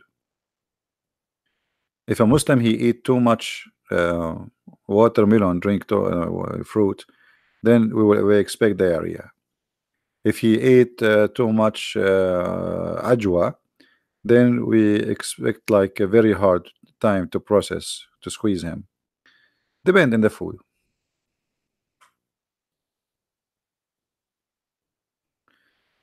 Angela, you want to meet me one day? Why one day? I mean, what kind of meeting this meeting? One day? Why we don't make it 2 day? What kind of invitation this one? So let me guess. So you want to invite me to have, let us say, coffee with you one day. I look in the weeks, I could not find any of them. It's called one day, which means you don't want to see me. If you are serious, you will say Sunday, you will say Saturday, you will say Tuesday. But look what you choose. You choose one day. I mean, come on, you want to trick me? You think because I'm an Arab you can do that to me? You cannot. All of you want to invite me to your country one day. That's mean it will never happen. Name a day, make it Saturday, 10, what one day? Isn't it enough we have one Allah? One Allah, we cannot see him. One day we will not see him too. Do we have any Abdul?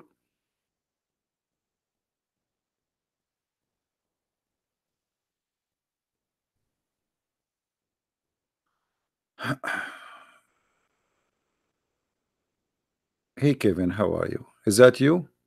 Because the only one who mentioned the name of Kenny is you, is Kenny.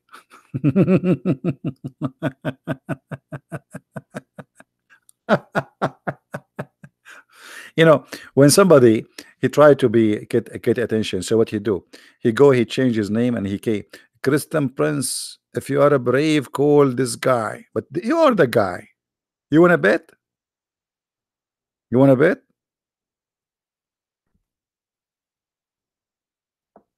You are a potato seeking attention. Potato kid. Let your dad call me. Or your mom. It's okay. At least somebody mature.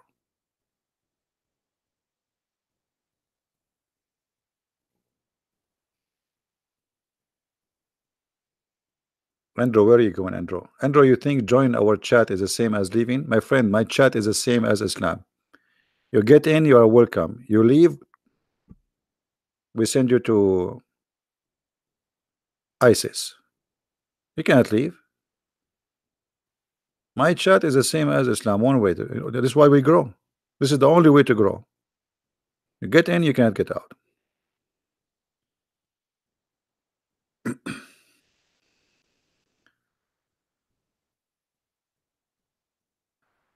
I want to make your laugh as my phone ringtone. I think Hakuna, you hate your mother-in-law, don't you? And I think you will put that ringtone for the number of your mother-in-law. Do we have any Muslim?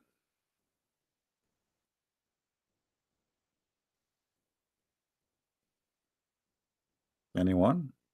Any two?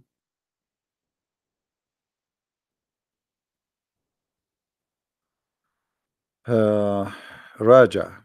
How are you, Raja? I am your fan since 3 weeks ago.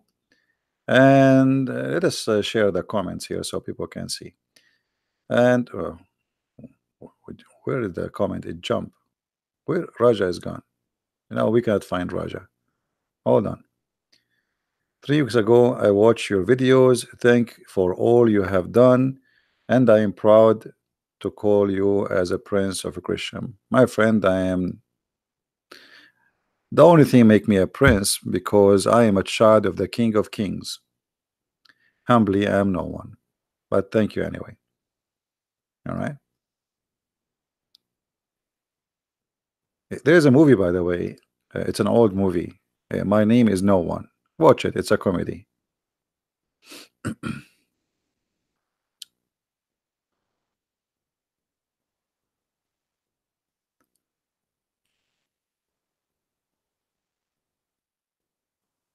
Any Muhammadan?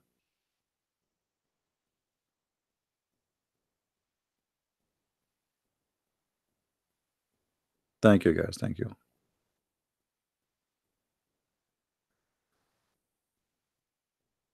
My wife can tell when I am watching CP.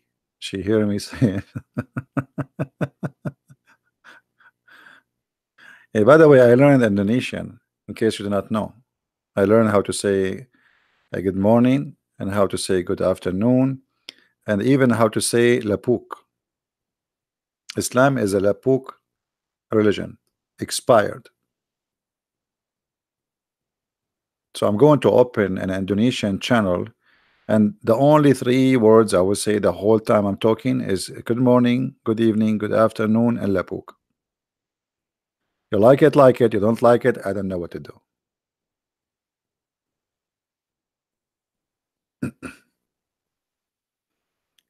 Lapuk, see, here we go. Let me teach you Indonesian now. This is the benefit of learning.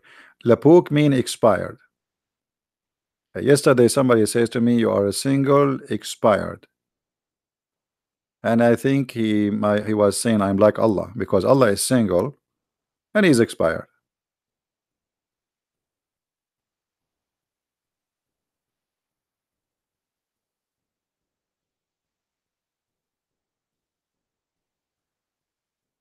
No, Muhammadan.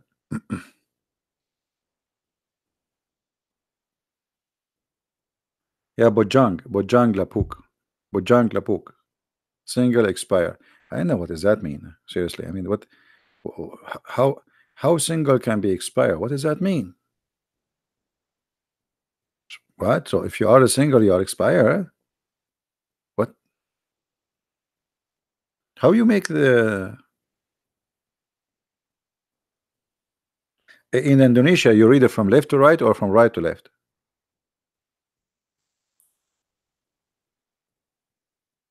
Do you read same as English or same as Arabic?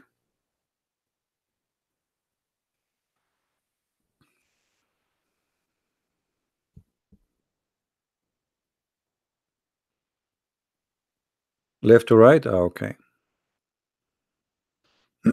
When I start learning English, it was kind of confusing because in Arabic we read it from right to left, and everything is different. As an example, in Arabic, you says the house is beautiful.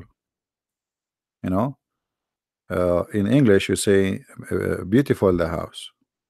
You know, uh, it's totally different. Everything is the opposite.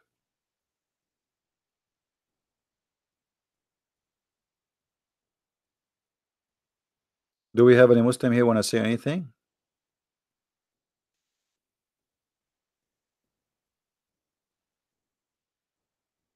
And by the way, I think we say, uh, I think in English you say like a beautiful woman for security, because the woman will is listening, and now by saying a beautiful, she put her nails back. Like the nails are ready. So by saying the word beautiful, she relax. Then you say women, she relax more. If you say women and then there's nothing, we do not know what is going to be next, her nails will be ready. So I think the purpose was security issue. I'm just trying to think about the logic of the language. And this is why Muhammad, he always was using security language.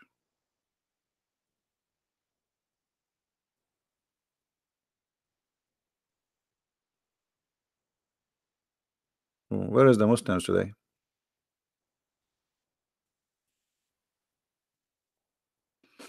Hmm? Nobody. A new word. Voodoo. Voodoo. Voodoo, which means stupid. Voodoo. I will need this one. Voodoo. What do you mean voodoo is stupid? Voodoo is close to Buddha. How that can be? What? Are you serious? How voodoo can be stupid? What? Man. Voodoo? And now I know where doo-doo is coming from. Like when a child he do doo-doo, like he's doing you say to him doo-doo, doo-doo. It's coming from voodoo. This is stupid. Okay. Voodoo. There's a there's an English song. It's called Voodoo Me, Voodoo, Voodoo, Voodoo. Like what? Voodoo Me, Voodoo. Voodoo, voodoo. Uh, So we can change this word in the Quran. You remember this the chapter where speaking about supposedly the father of Abraham. So Abraham, he said to his father Azar. So we should take Azar and we say voodoo, because Azar mean foolish. No, not voodoo. Say Jason, he have a heavy ears. Jason, change your headset, man. I just bought a headset from Amazon for $10. $10, brother. And I'm going to return them because there's no sound is coming and nothing is working.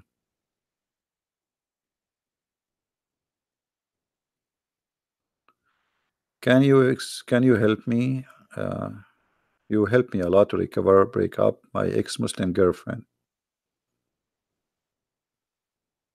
Why you have a Muslim girlfriend? First of all, we as a Christian, we should not have girlfriend and boyfriend. That is not really, unless it's a friend thing. I mean, but it's a girlfriend, the way like people live together, sleep together. That's absolutely false.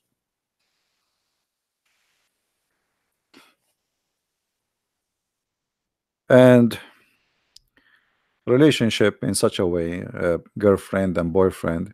You see, if you have a good intention, life always is about the intention of what you want. So if your intention is just to have fun and to sleep around, eh, I mean, at the end, you are the one who's losing.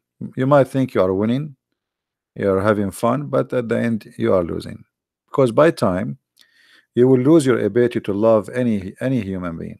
You will not find a real love, because you abuse your feeling and you give yourself, your body, to many women. Same for the women. When the woman, she sleep with many men, then in her memory she have many men already. So what love mean? It doesn't make any. He's just a new guy. There's like just one more. So being truthful with one person, it have a reason. It's always for your best, for your healthy life, even your physical health, because there is a, there's sexual diseases. Those relationships bring a lot of problems. Being with one person, uh, being decent, truthful, and loving, that is the most healthy life you can have. But a person who sleep around, today I have a girlfriend, tomorrow I have a new girlfriend, and in the future, if you try to find someone you want to marry her, she will be just a new girlfriend. You will not really see a wife in her, because you have many women before, and she have many men before. So what kind of life this life is?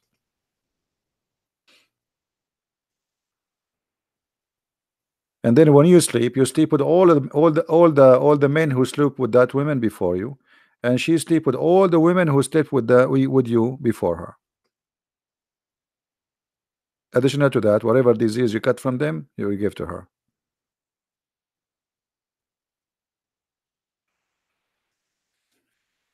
You see, there's birds. When their female die, they don't go to another female. They stay even until they die. Birds, they do that. Animals.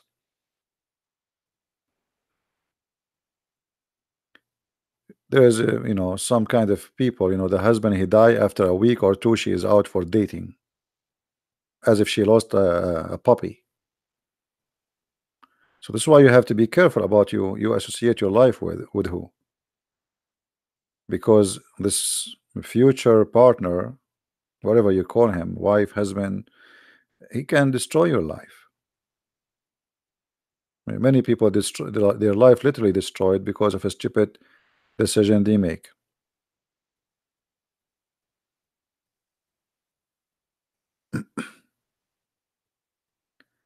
Like be gone.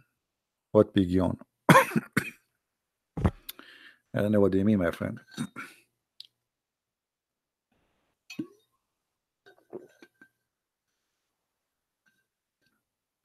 And by the way, boyfriend and girlfriend, this is an Islamic thing. This is not have nothing to do with Christianity. This is something spread. People lost their shame, and they start sleeping around. And not only that, and then they and the liberals, who they hate Christianity, they start promoting that the one who don't sleep around, she's a bad girl, she is stupid.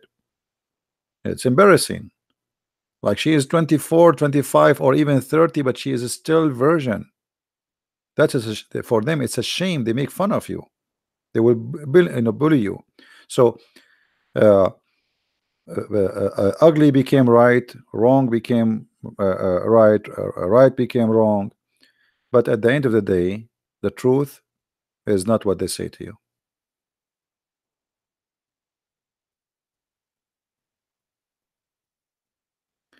More in Tahid. I don't know what you mean, my friend. In Africa, Tahid or Tahid?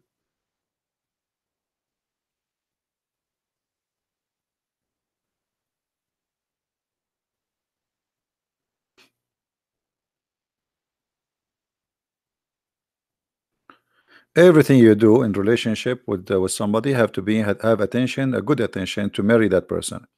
Let us say you want to talk to a woman to know her. Uh, and sometime you might find the woman, she is good, but there is something push you away from her. But still, in the beginning, even if you try to talk, it should be a good intention. Sometime men is hesitating. Is that woman, she is good for me? Maybe she is not. I'm not sure. You need to take your time, but don't run into decision which can cost you heavily later. Take your time, be sure, because we as a Christian, we should not get married and divorce, get married and divorce, the same as the Muslim do. Because Muslim, they don't have marriage, they have boyfriend Sex contract.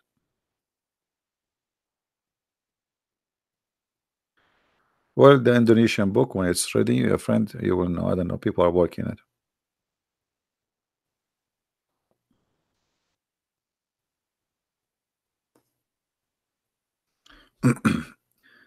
A Muslim, his name is Al Mahdi. He is asking me to explain verses from him, so he will convert to Christianity. My friend, if you convert to Christianity, I will laugh at who. So it's not for my benefit to convert to Christianity. Why you want to convert to Christianity? Stay as Muhammad and who believe that God will give you endless penis. What's wrong with you? Why you wanna? What's wrong? So you want me to explain for you a verses in the Bible so you convert to Christianity? So what I would do after that? Huh? I'm going to import buy fools from eBay? Come on. Oh boy.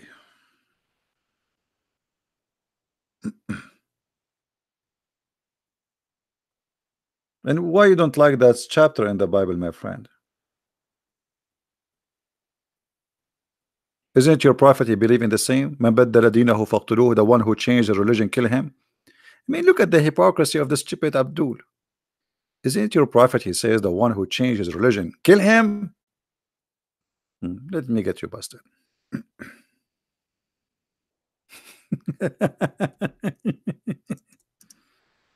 For the Jews, being a Jew is not only a religion, it is a citizenship. It is an identity. So when you leave them, you are betraying them. For a Muslim, why? This is your prophet. So if you are complaining about that verse in the Bible, as you claim, that means you are a hypocrite. But nothing new. You are a Muslim. Have you ever seen a Muslim not a hypocrite? I explained it to you. I just did. I just explained it to you. The Jews, in their book, the one who betrayed him should be killed.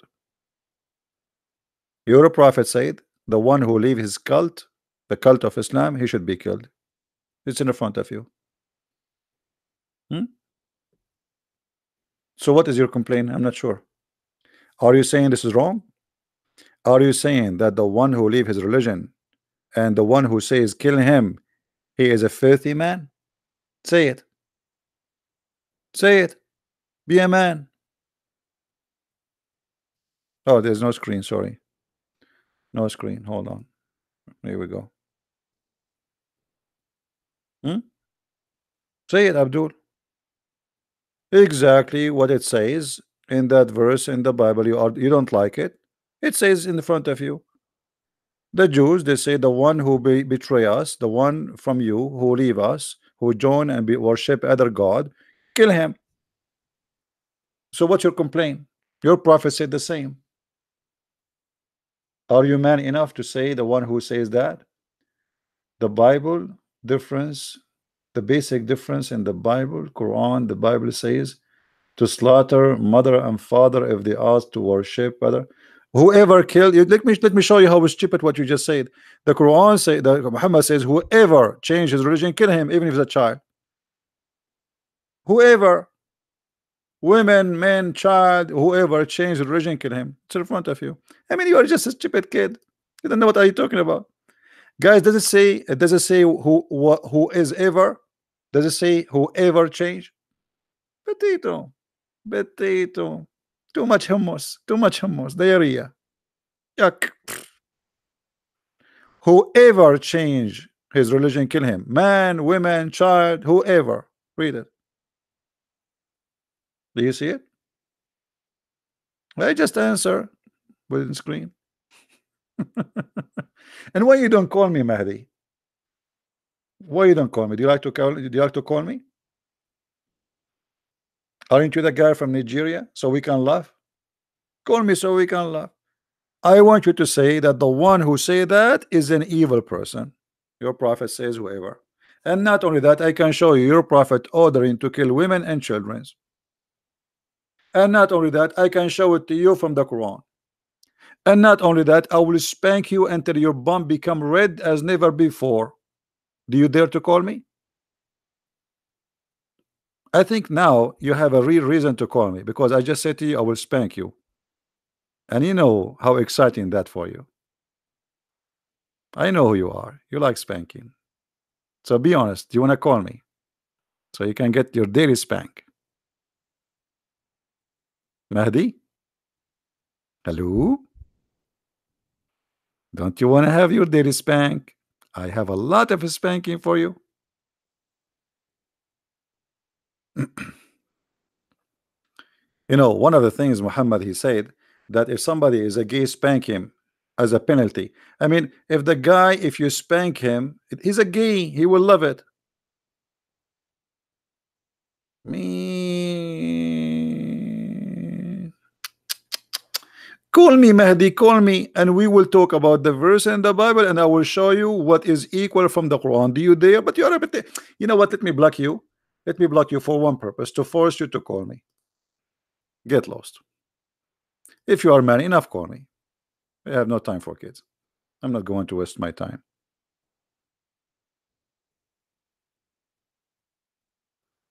Potatoes. Your prophet was dying, kissing the shoes of the Jews to be accepted as a Jew, and he accept everything. And not only that, your prophet, he took an oath in the Bible you don't like, and he says, I believe in thee and the one who sent thee.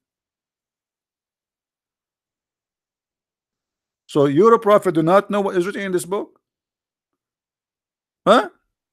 Do your prophet know what is written in this book, or he is a coward like you? Here we go. This is your prophet saying to the Jews, Allah Messenger said, he said, and he said, bring the Torah. Bring what? The Torah. Do you remember the book? The Torah. This is the book you are talking about. It was then brought. He then withdraw the cushion from beneath of him and place on the Torah, saying, I believe in thee and in him who revealed thee. So you stupid coward, you are making fun of the Torah. You're a prophet. Take an oath in the Torah. So who is the donkey here?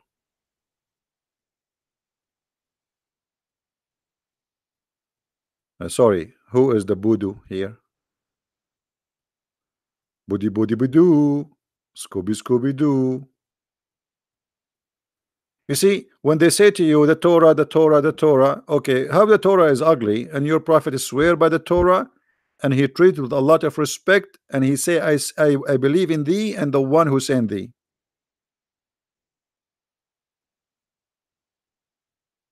Hello, hello, it's me you're looking for. I made you look like a voodoo. Hey, I can block you again because you are a kid. You're a prophet, he swear by the Torah, as you see. I don't care. You're just a kid. Be a man. Change your name. You are a hypocrite and you are a coward. You say you don't accept what is written in the Torah, and your prophet, he accept everything in the Torah. So either you are a liar or your prophet was a hypocrite, taking an oath in a book he don't like. Correct, guys? This is one of the signs of the hypocrisy of the Muslims today. Their prophet, he took an oath. He said, I believe in thee and the one who sent thee. And not only that, he put the Torah in the cushion, which means he treat with respect, and he put his hand on it, swearing by it. If you give me the Quran, I will never swear by the Quran. This is the book of the devil. So if Muhammad is a true prophet and the Torah is a corrupt book, there is no way a true prophet he will swear in the corrupt book unless he himself is a hypocrite, liar, and a false prophet. Correct, guys? Can Fadi Harun call me? No, he cannot.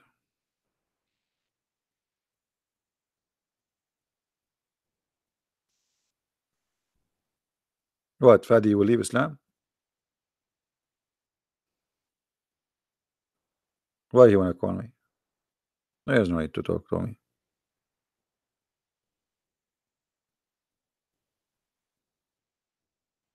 Even if you decide to leave Islam, I don't want you to call me. It was referring to page according to a scholar in Islam? Guys, look at what Qasim he said. It was referring to a page according to a scholar. You and the scholar are a bunch of liars. Read with me carefully. Bring the Torah. He didn't say bring the page.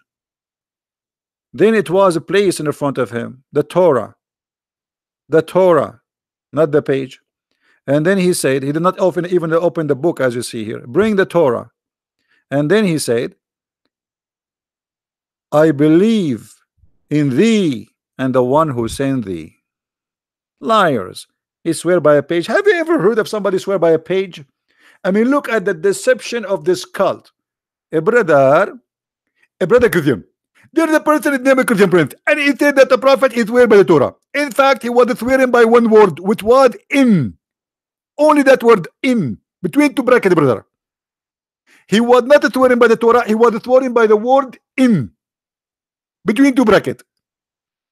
Brother, so that the whole book, it's only in. He was swearing only by in. Brother, yes, by in only.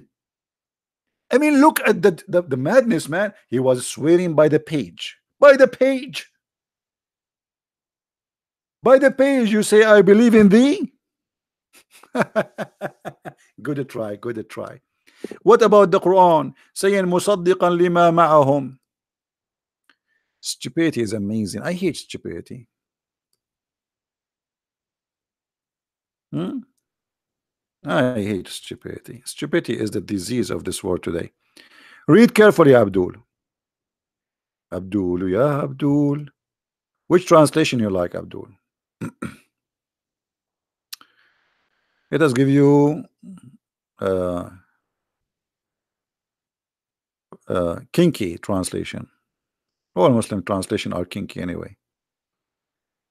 And when where there come to them, the Jews, a book, this Quran, from Allah, confirming what is with them.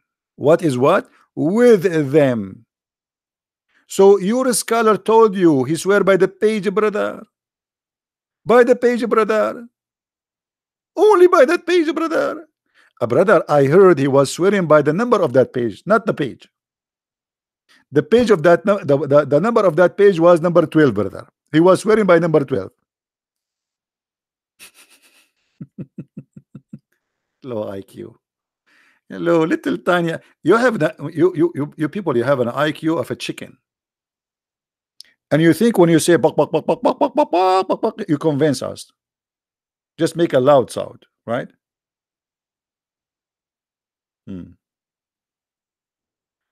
The Torah is sent by Allah, not a book written by Genesis or etc. Torah was with the Jews 1400 years ago. The reason why not talking it because it was sent to small nation. What does that mean, Samira? What are you talking about?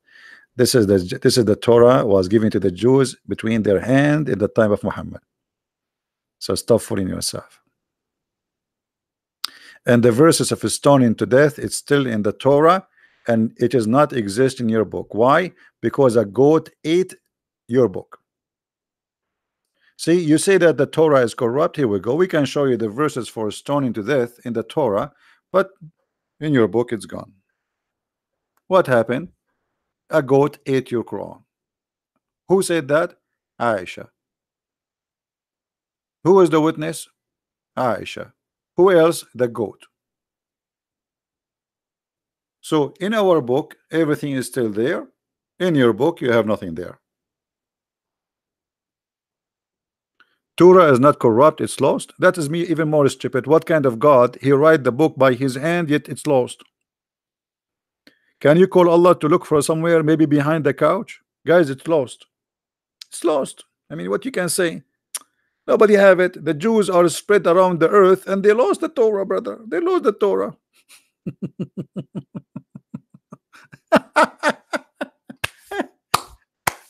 Brother, they lost the Torah, brother. It's you who lost the Quran. You don't have the Quran of Muhammad. Where is the Quran of Muhammad? The earliest Quran you have is more than 800 years after Muhammad.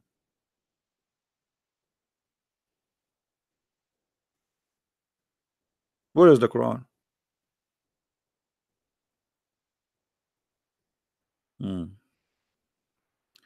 And until now, we are looking for the goat. You know, the goat is wanted, by the way. If anyone have information about this goat, you have a big reward from the government of Saudi Arabia. And you know, there's many people they are saying it's a gossip. I'm not sure that the one behind the goat is the Russian, the same what they did in the election in America. The Democrat, they suspect that the goat was sent by the Russian. You know, the Russian hackers. Allah used to transmit the Quran to Hafs. Hafs is a fraud. Hafs is 200 years after Muhammad, and the Muslim Sunni they say he is a fraud. So you got your Quran from a fraud. Secondly, what kind of God he is waiting for Hafs to bring you the Quran? Where is it? Where is the Quran of Muhammad? Number three, your God said that inna alayna jam'uhu wa qur'anuhu. It is on us to collect the Quran, not to Hafs, who came more than 200 years after Muhammad. Isn't it Allah who promised that He is the one who will collect the Quran? Did Allah collect the Quran? This is why the Muslim did not write the Quran, because Allah He said He will collect it. Read it. This is your you know, your Quran. You see it? It is for us to collect it and to give it to Muhammad.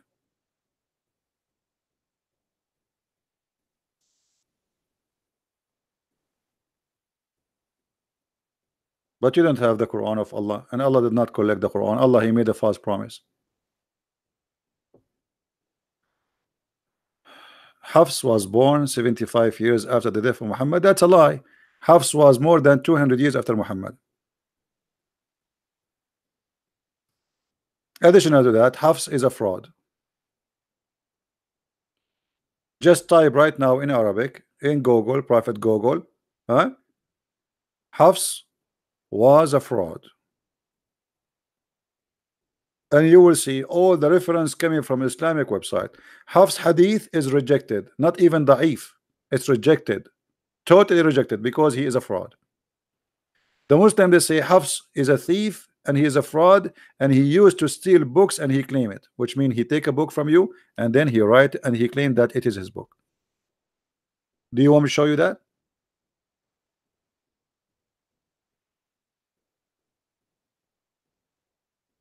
Do you want me to show you that? And Hafs, he took the Quran from his stepfather. Who is a stepfather? Asim. Asim was a fraud too. Do you want me to show you the reference? Okay, Samira, what about you give me the reference that Hafs was born 75 years after Muhammad? What do you think, guys? Let us see that, so we can laugh together. You said 70 or 75? Okay, show me 75. Show us the 75. Did Muhammad have children? No, he never had children, not even girls. Muslim Shia, they believe only the only child he have is Fatima, but even Fatima, she is not his child.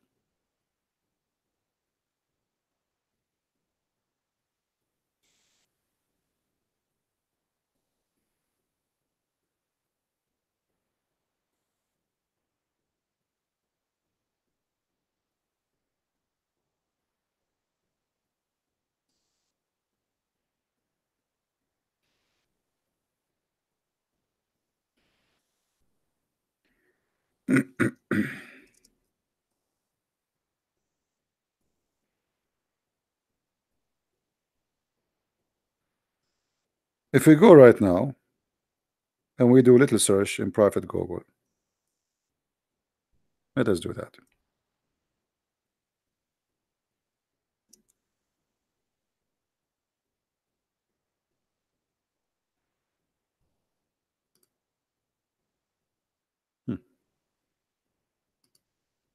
This is the website of Ahl al-Hadith, very much Sunni website. This is what? Sunni website, not Shia. Are you there, Samira? Are you there? This is Sunni website, Multaqa Ahl al-Hadith. Title: Hafs Al-Qari matrukul hadith.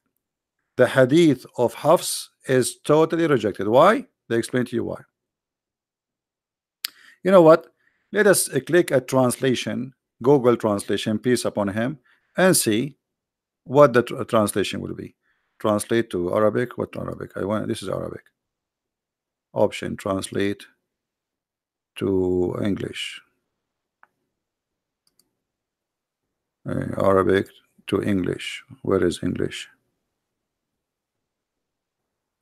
English. Here we go. Read with me, Saudi Samira. This is you Muslims. This is what you Muslims say about him. All right. This is what you Muslims. You see what they are saying about him.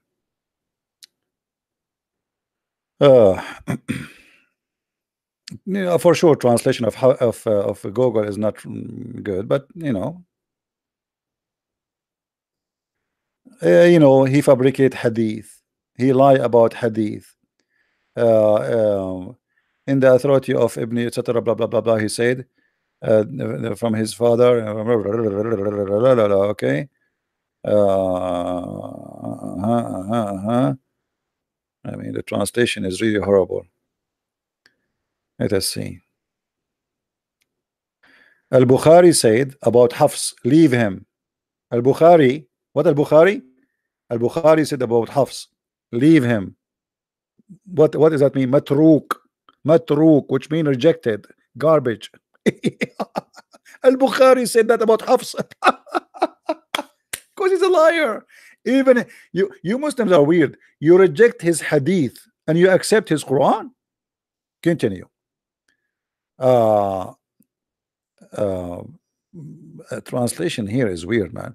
He write his speech. He's a liar. He fabricate his speech. Al-Baghdadi, he says, do not write his speech, which means don't accept his words. Narrated from blah blah blah blah blah blah blah blah blah blah blah. It says it is weak to talk. Like his hadith is always weak. And actually, this is not correct translation. Again, it doesn't say even weak. And he said he should not write his hadith. I should not write his hadith. Why? Because he's a liar. And I said, what is the case of the letter? Okay, look at this, guys. And was taking people book and copies. Here they were saying he is a fraud. Hafsu ibn Sulaiman, he used to steal people books and he copy from them and he claim it to his own. So he will take a book from a Christian prince, he will borrow it, and then he will publish it under his name. Do you see it? This is the stupid Google translation.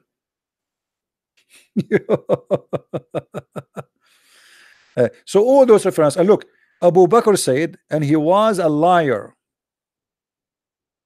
He's what? He's a liar. This is Hafs, the one you get the Quran from him, and this is what you Muslim Sunni say about him. You Muslim Sunni, you say he is a liar. What a shame. What is that, man? Can I give you proof? Yeah, sure, you can give me proof, Mr. Muslim Prince. A Muslim Prince want to give me a proof that Allah preserved the Quran. Yeah, right. Here we go. I have a proof here. The goat ate the Quran. What your God was able to do about it? What about this proof in front of us, Mr. Muslim Prince? Are you going to accuse Aisha that she's a liar?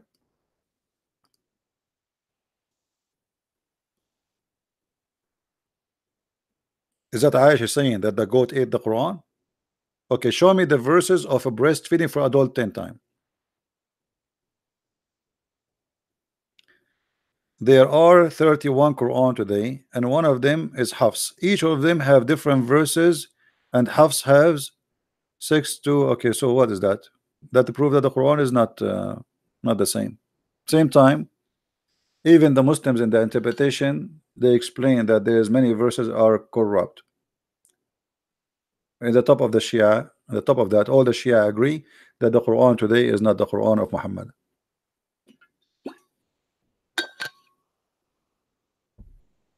Let us not to waste time. Show me the verses, as long the Quran is preserved.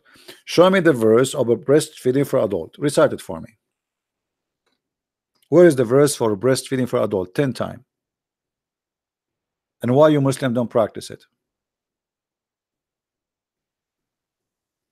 Any Muslim want to call me and recite the verse of 10 times breastfeeding? I like breastfeeding, by the way. I'm hungry. I did not eat, actually.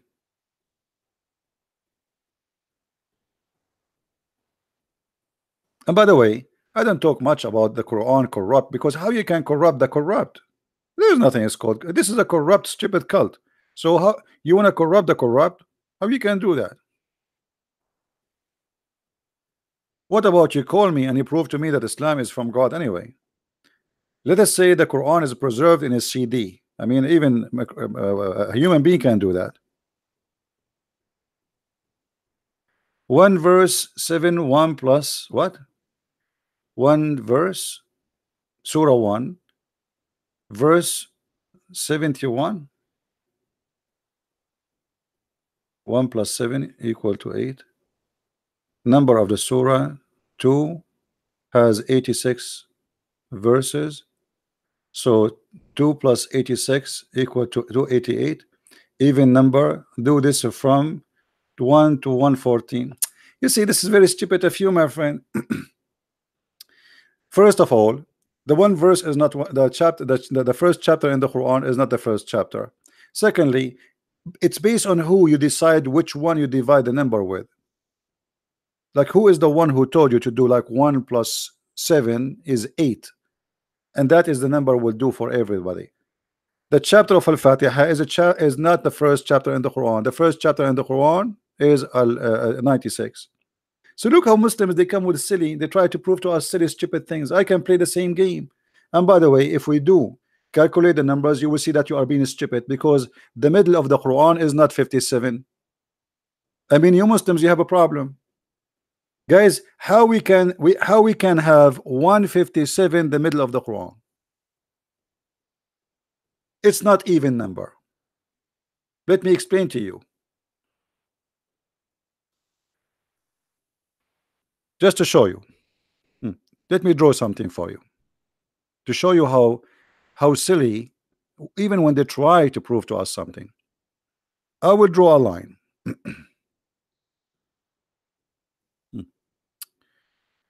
Okay.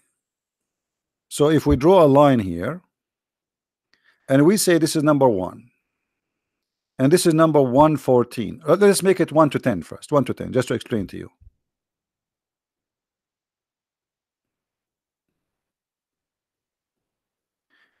And here we have number 5. 5 is not the middle. 5 itself is not the middle. Why? Because the number next to it is 5 too.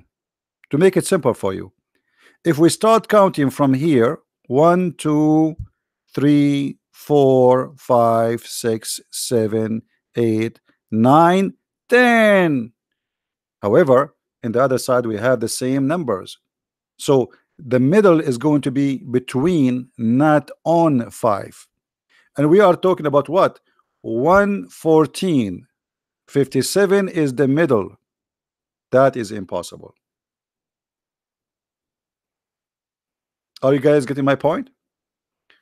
To make it more simple, hold on, because some people maybe they are slow. If we have 10 cars, we have 10 cars. Let us make 10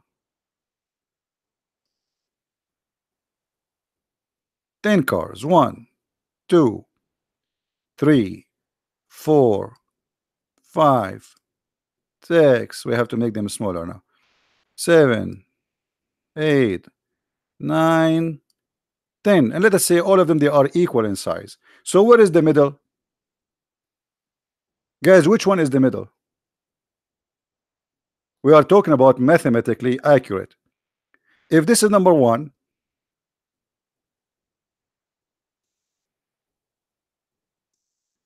this is 1. Hold on. This is 2. This is 3. This is 4. This is 5. So is 5 really the middle? It's not. Because now, based on this, we have 2 middle. The other one is 5 too. Let us go. This is 1. This is 2. This is 2. This is 3. Hold on. This is 3. This is 4. This is 5. So which middle is the middle?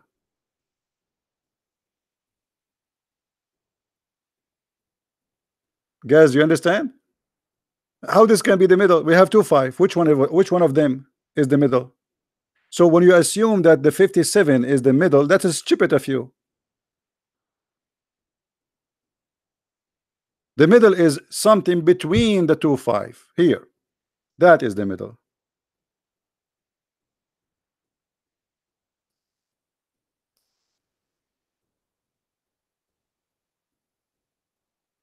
Here. That is the middle. This one is not the middle, and this one is not the middle.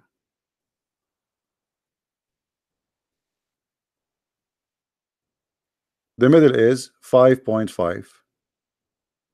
To be the middle, which means the number have to be 11. To have accurate middle, we have to have the number 11. Thank you. So in the Quran is the same. As long we have it from both sides, that can be accurate if the Quran is not 114 and if it is not 57, which means if it is 59, and then we can say in the middle of both of them there is a verse, it's the middle. Same time,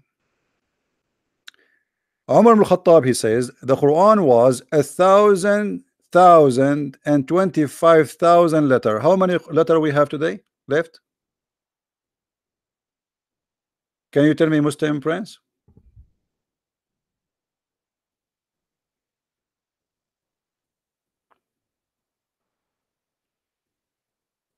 All those miracles, numbers, and the Quran is false. And by the way, did you add the chapter of a breastfeeding for adult which is missing, eaten by the goat, or you took it off? Who is the one who took that verse off? So are you saying to me the goat made them equal because the goat ate the verse? Correct, guys? Okay, if the goat did not eat this verse, are we going to have the same numbers working for you? The goat not only ate one verse, she ate verses. Read.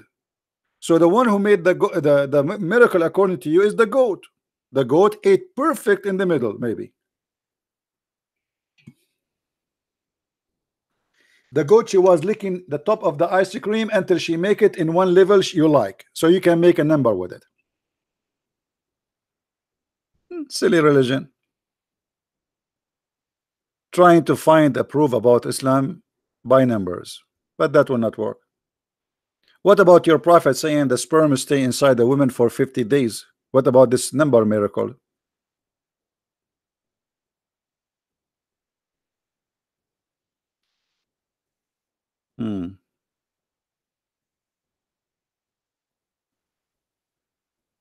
Odd numbers. What about the rest of the chapters? What about the rest of the chapters? Why 1 and 2 and 3? What about the rest of the chapters? What about them?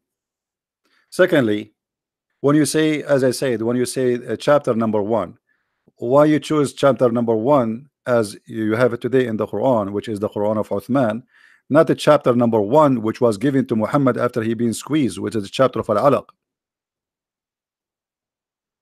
Why did not choose that one? We just showed you this is not true. It's not 57. You are just a joker, my friend.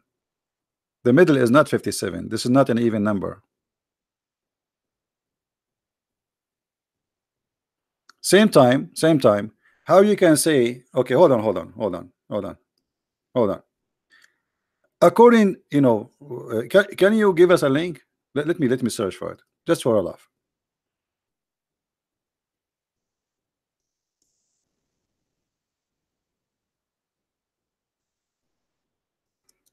Just to show you how stupid this cult is.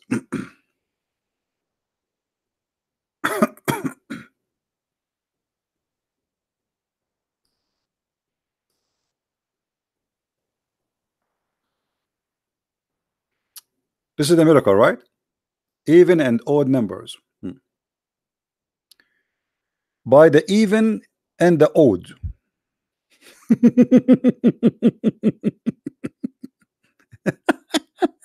Allah swear by the even and the odd.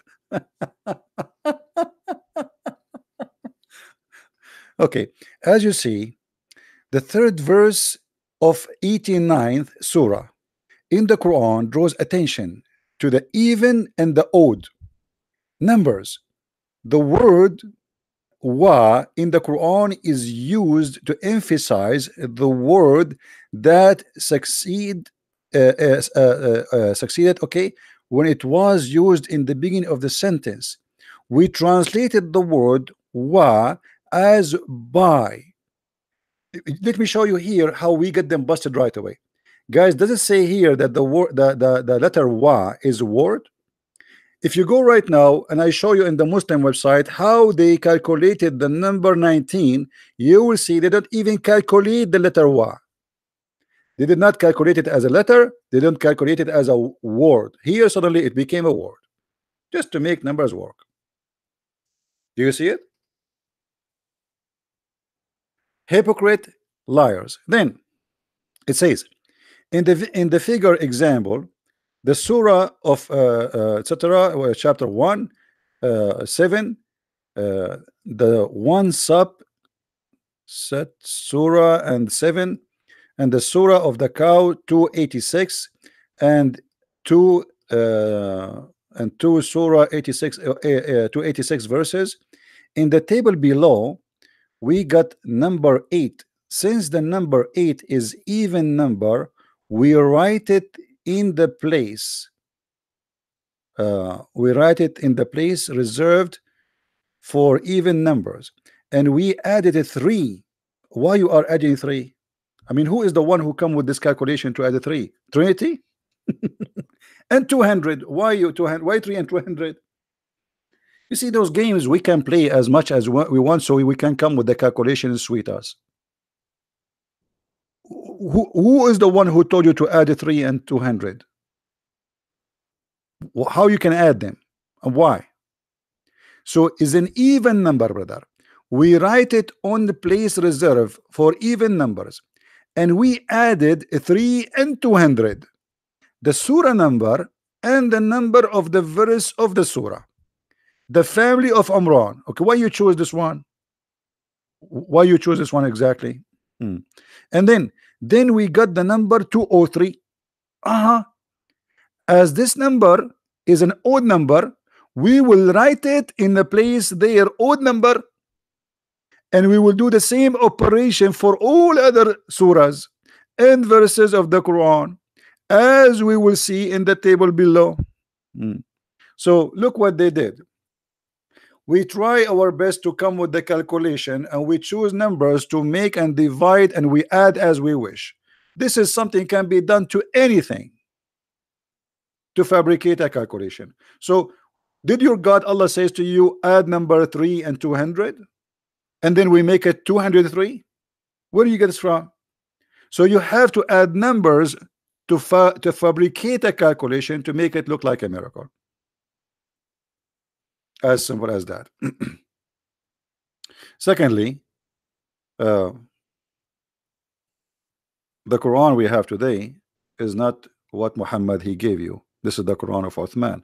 So if the calculation fit with the Quran of Uthman, according to you, that's mean Uthman is God, because Uthman is the one who made it for you. Very desperate, trying to find a miracle. Very desperate. The total surah number in the Quran is 6,555. Okay, the total, guys, remember carefully, the total surah numbers of the Quran is 6,555. I want to go there. I hope they are counting the words. There's a place for the words. Where is the words? We can show the probability of having such a table containing 114 surahs and 6,236 verses as below. Okay. Does it say anywhere how many words?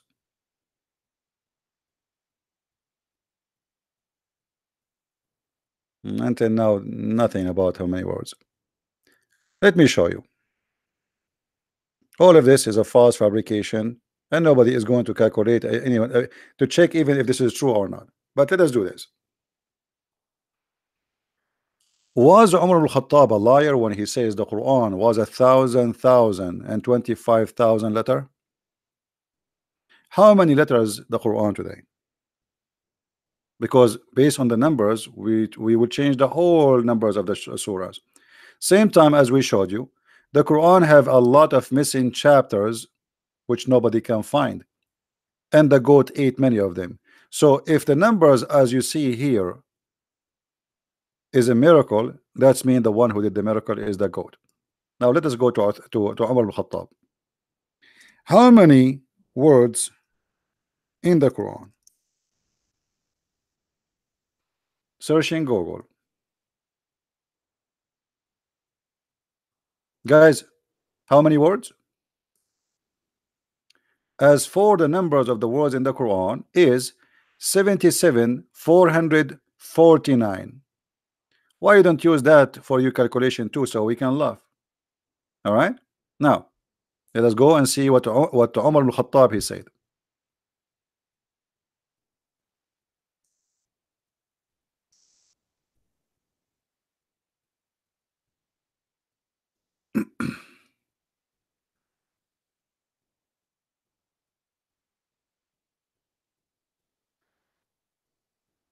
And this is, remember, this is Umar al-Khattab, not anyone. This is not Shia. This is not, you know.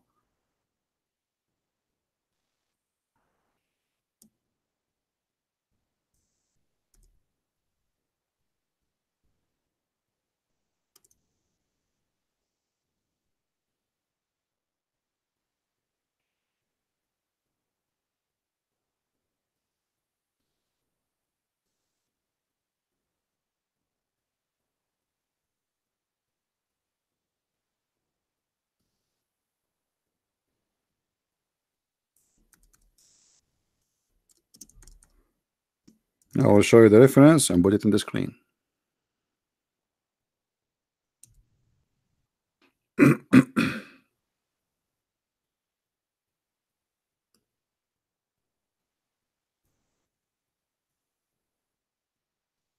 Why you don't call me Prince, so we can read for us, just for fun, you know.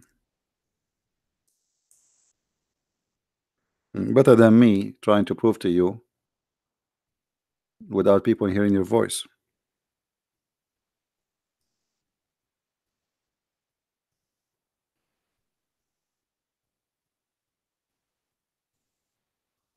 All right.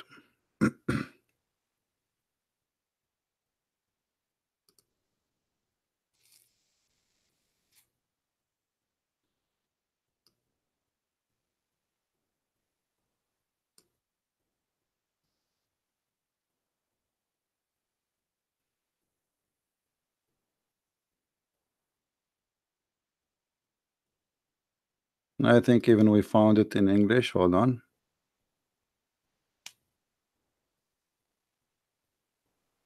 All right.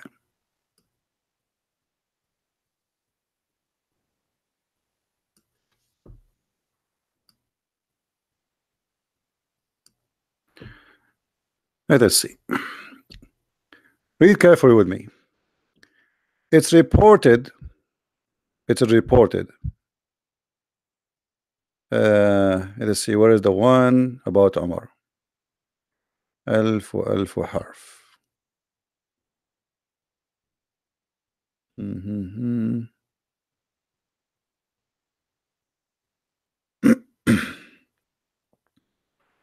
We chose this one supposedly to have English and Arabic. I hope they have it there.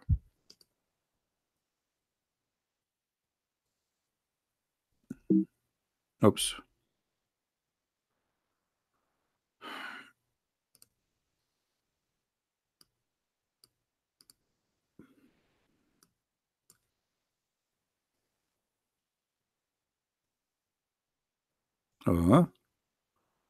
Each time we click here, it goes out.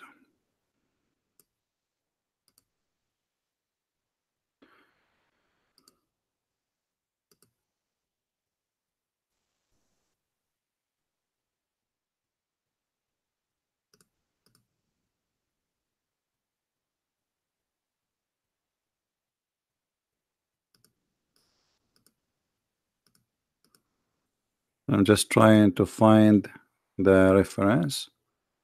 Okay, looks like this hadith here does not have it. Give me a second.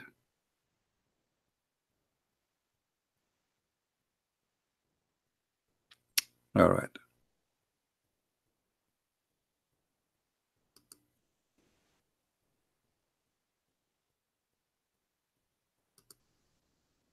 All right. This is the book of Kanz al-Ummal. Al-Quran ألف حرف و27 ألف حرف. In this hadith, it is 1,027,000 letter. And the one who read it, all right, Allah will give him for every letter a virgin to have sex with. Are you there, Muslim? Are you there? Let us translate the reference so people will see that we are not making things up.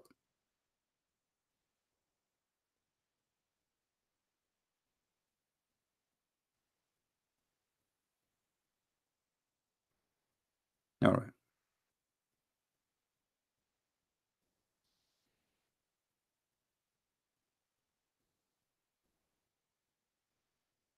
The Quran is 1,000 letter and 27,000 letter.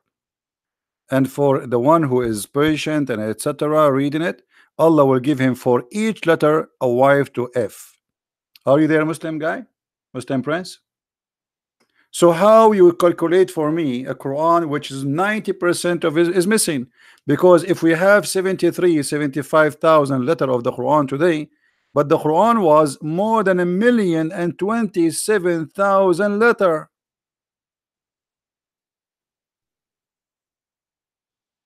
Was Umar lying? And for reading every letter, Allah will give you. Allah disagree? How Allah disagree? Did Allah give you the numbers? Guys, Allah disagree with this statement. Allah disagree. Did you speak to Allah? This is Umar al-Khattab, and this is your books. So I mean, I feel sorry for the Muslims. They try their best, trying to fabricate stories to make their book look as it is accurate. Secondly, let us say that those numbers are exist. Still, the Quran is a stupid book. What kind of God he said the sperm coming from the backbone? What does that mean? What kind of God he says the sperm coming from the ribs of the women? What kind of God he said that the sperm transform into a congealed dead blood? What kind of God he said that the earth is a flat and Allah he placed the mountains in the top of the earth? What kind of God he said the sun set in murky water? So look at the stupid try. They try to cover the shame of the Quran and the stupidity of the Quran. They start playing with numbers, trying to make a calculation. Nobody will follow after it unless you are good in mathematics. And I'm sure you will find that it's a lie. The same as I did with number 19. But the Quran itself is a book of shame and stupidity. So now if I make a book have perfect numbers as you claim, that will make it from God? What if it's from Satan? And all the numbers you gave me is not true. All of them. Because look, you start saying I'm going to add this to that, and then I will divide this to that. Why you don't divide something else to that? So you start trying to come with the formula which make it look like as you wish. But that formula is a lie. So now where we have the more than 80 to 90% of the Quran, where they go? What happened? The answer is very simple. Aisha, she said the goat ate a lot of the Quran.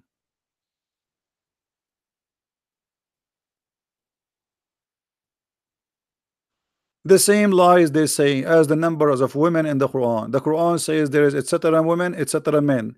The Quran says etc. Death, etc. life. We calculate the numbers, we find all of them they lie.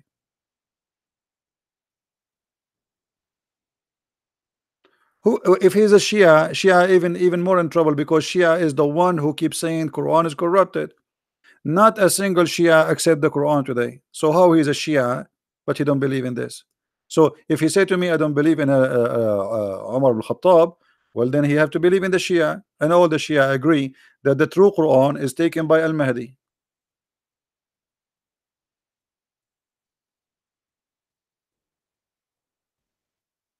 Are you a Shia Muslim, Prince? Muslim, are you a Shia? Say a Shia, and I will show you the corruption. I will show you all your books. All the Shia books agree that the Quran is corrupt. And not only that, I can show you tons of Shia videos explain why the Quran. Okay, you are a Sunni. So here we go. I showed you Sunni reference.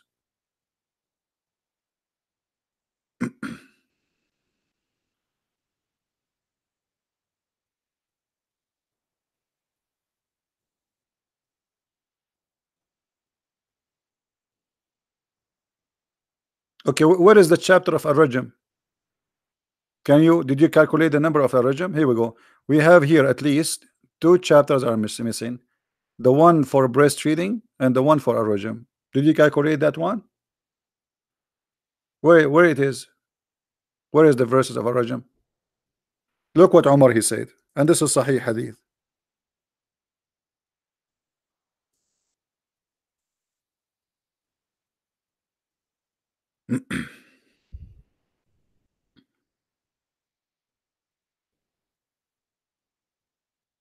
Do you see it? It's a surah in the Quran. Where we can find it? It's gone. What about Umar? What Umar said?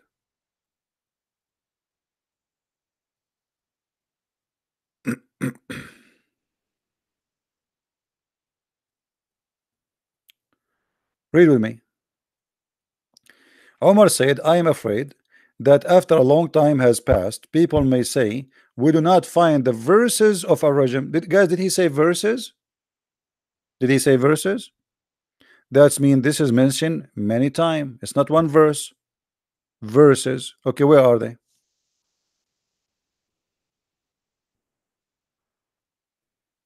How you can make this funny calculation and there is missing verses according to you? And Omar is worried. Well, why he's worried? But we will not find it. Why will not find it? This is in the time of Omar. This is not 10 centuries after Muhammad. In the time of Omar, it is missing. What is missing? Verses.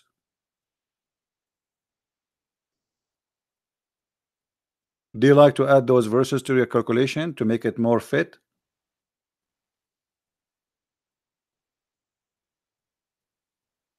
Okay, guys, this is a proof that Allah is a false God, because if Allah he said he will preserve it, and then we find you Muslims saying that goat ate the Quran. Omar he says the Quran was more than 1,027,000 letter, and here he's saying there is verses is missing. That's mean Allah is a liar, because Allah he said he will preserve it, but he did not do anything. What Allah did? How Allah he preserve it? Allah he said, Inna alayna jam'uhu wa Qur'anuhu. It is on us to collect the Quran and to recite the Quran. He did not recite the Quran, neither he collect the Quran. So Allah is a liar. From what you just said, you prove to us that Islam is a false cult.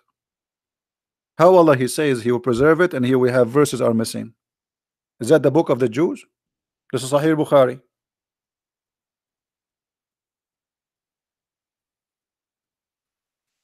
Do you like to add those verses to your calculation, Mr. Muslim Prince? Maybe that will make additional miracle now. And as you see, it says verses, not the verse. Verses. Add to that the verses for breastfeeding for adult 10 times.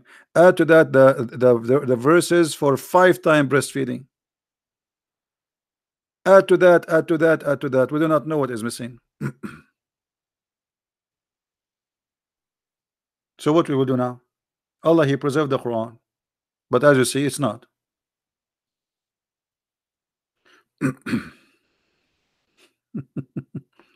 You are just a stupid idiot. You repeat the same thing. We got you busted already.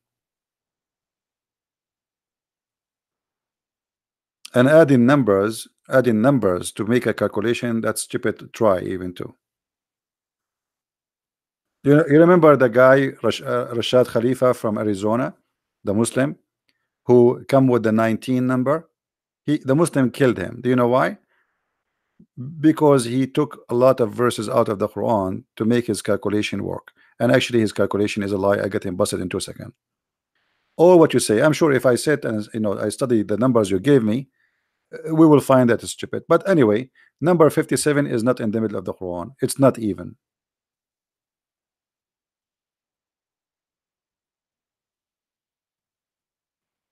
And I don't care about your numbers too. Why Allah did not mention to you the numbers? Did Allah says the numbers? Did Allah says add 2 to 3? Or this is your own fiction? What about Allah? He says in the Quran, okay guys, I will show you something. If you calculate 1 to 7, brother, and then you add number 200 and add number 3, and then add etc., and then we find that this is true, that will be something. So Allah do not know, you know? Allah do not know, but you know. No, this is not a miracle, because simply number 57 is not even. You are being stupid here.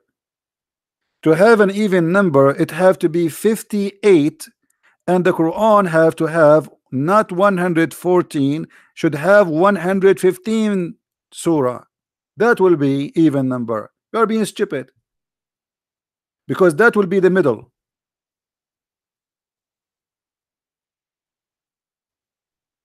The middle of the Quran.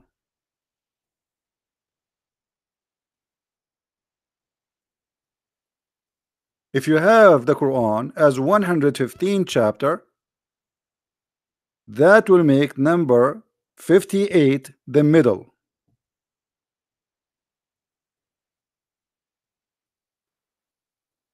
In the same time, who is the one who made the Quran 114 chapter? Can you give me his name? According to the Quran of Ibn Mas'ud, there is no chapter of Al-Fatiha. Is that correct, Muslim? Muslim, is that correct? Is it true? In the Quran of Ibn Mas'ud, there is no Al-Fatiha?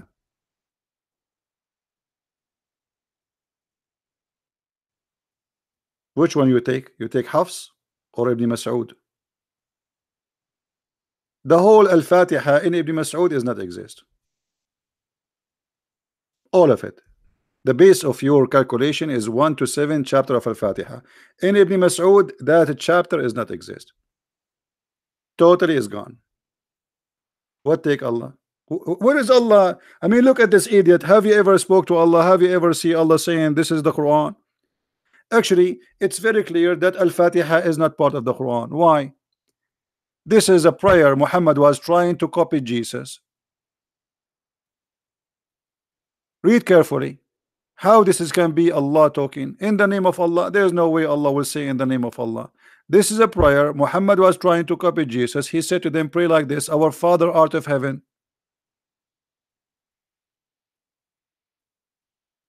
This is Al-Fatiha of the Christians. Muhammad was trying to copy them. This is why Ibn Mas'ud did not add it in the Quran, for this is nothing but a prayer Muhammad he was teaching the Muslims to say it.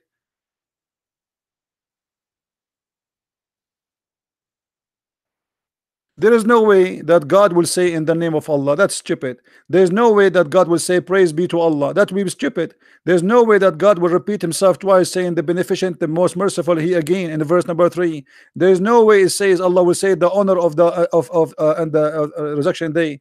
There's no way Allah will say you alone we worship. Allah saying you alone we worship. This is a prayer made by Muhammad trying to resemble our Father art of heaven, the prayer what Jesus taught us.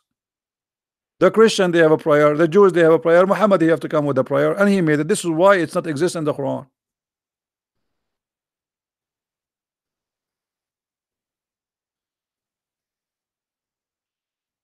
And not only that,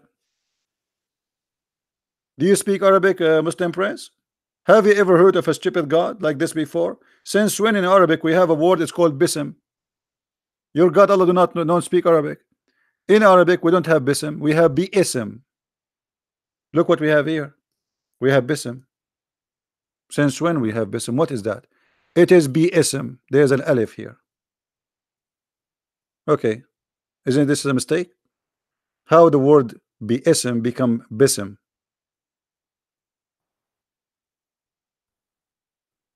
Hmm? I will tell you why. The Muslim, they took it off because it's going to be easier to sing it. You Muslims, you corrupt your book, because if you take a letter from the words of God, you corrupt. Who allow you to take that letter off? Guys, do you see? He just said that we took it off because it's easier to memorize. So you play with the word of your God so you can memorize it. So Allah, he did not do good job. We fix him. We fix Allah words because it's hard to say bism. We say bism. We fix Allah to Allah is an idiot. He make it hard for us. Same time, Mr. Muslim, you're a prophet. He said that Allah, he sent 7 Quran. Can you name them for me? Is all the Quran, the 7 Quran, they have 114 chapters? No. And we gave you example Ibn Mas'ud. You have 113.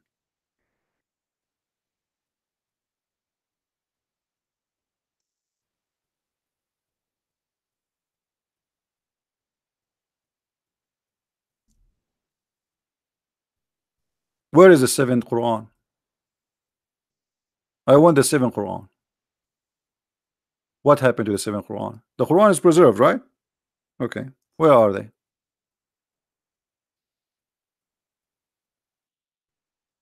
Can you give me the 7th Quran? Do you have a website have the 7th Quran, Muslim Prince? Where are the 7th Quran?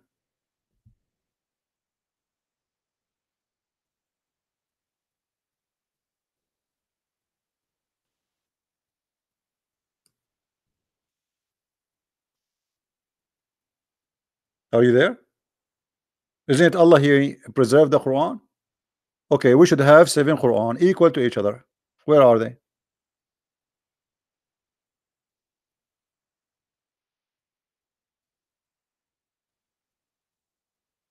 Where are you, Mr. Numbers?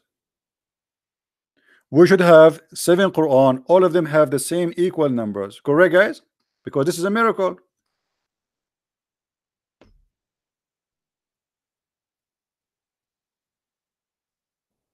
Look at this, guys. I mean, look at this stupidity, guys. Look at this. Look at this. Muslim, I'm not trying to insult you, but this is stupid of you to say. Guys, look at this. He just admitted that Muhammad, he kept asking for 7 Quran, so Allah revealed it. But after Muhammad death, Abu Bakr kept only 1 Quran. So why you say to us the Quran is preserved? Allah gave you 7, you destroy 6. Who gave you authority? If Muhammad asked for 7, that's mean there is 7 is needed. Who is Abu Bakr to destroy 7 Quran? Let me take a snapshot of this. I'm going to post it in Skype, in Facebook.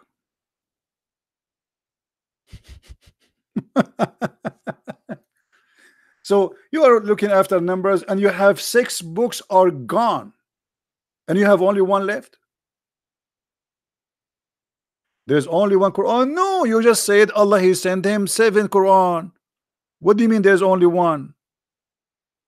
And you know, what do you mean your prophet, he keep asking for more Quran? I mean, how stupid that. If your prophet says that my people are not capable of doing it, that's mean the 7 Quran is needed. Read it carefully. Muhammad, he says my people are not capable of doing it. That's why he keep asking for more Quran. My people, do you see it? Why they're not capable? Because they are stupid, supposedly, according to him. He knew what kind of people they will follow him. Yeah, he keep begging. Okay, guys, he keep bargaining and begging for it. Why? And why Allah agree? Is that a bazaar? Is your prophet buying hummus? This is the book of God. Allah, He sent you 7 books. Who are you to destroy them? And which one of them you like? You kept which one? This one you kept? Who make decision to destroy 6 and to keep one? Who is the one who gave you authority?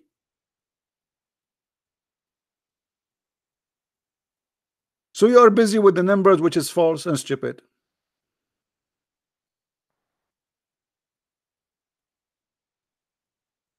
If Muhammad he says my people are not capable of doing it, that's mean those books are needed.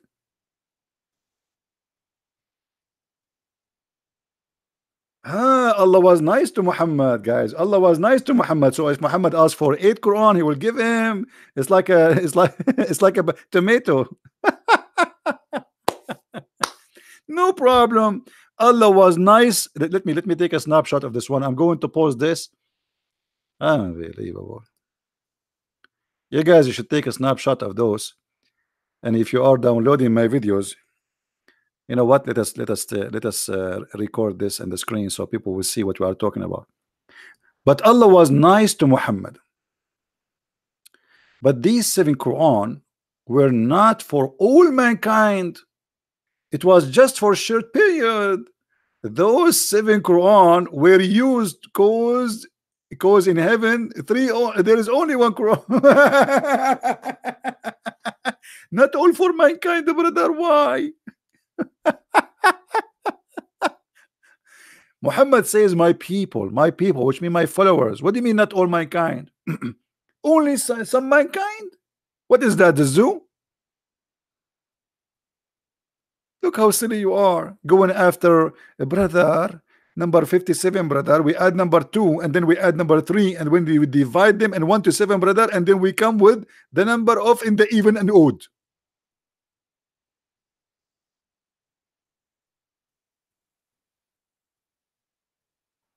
Very silly cult. This is what happened when you are desperately bankrupt. Desperately bankrupt. Bankrupt cult.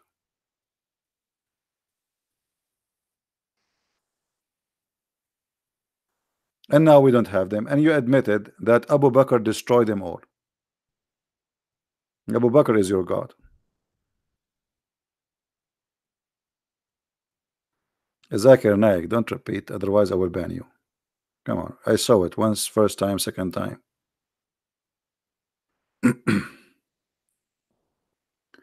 So as you see here, the Muslims admitted that their Quran is gone. It's a disaster if you say Allah he gave Muhammad 7 Quran and we destroy 6. And when you say to us that those are not given to all mankind, that is even making it more stupid. And where Muhammad he says this is not all for mankind, and what do you get with this fabrication?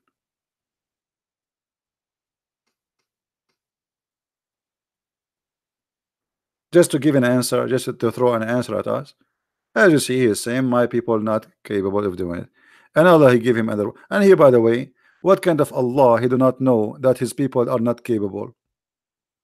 Why Muhammad need to ask Allah for more and more? I mean, is that a bazaar in India? You say to him now, come on, man, give me one more, one more cucumber. It's not enough for my salad. My people cannot make salad with those cucumber. We need more. Give me one more. He gave him one more. Come on, man, give me one more. My people cannot make a salad with one cucumber. Give me two with one more. And then he give me more. Don't Allah knew that he needs 7? What about, okay, I give you 7. What is this? The angel come back and says, okay, Allah agreed to give you one more Quran. Oh, I ask Allah for burden because my people are not capable. What is this? I thought Allah is all knowledgeable.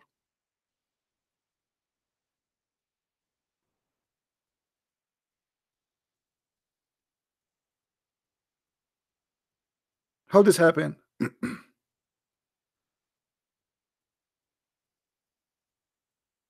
So big news about too much like noise, sorry, about the Quran is being preserved, but the Quran is stupid, and all the proof showing us that Muslims destroy their by own their hands their Quran according to them.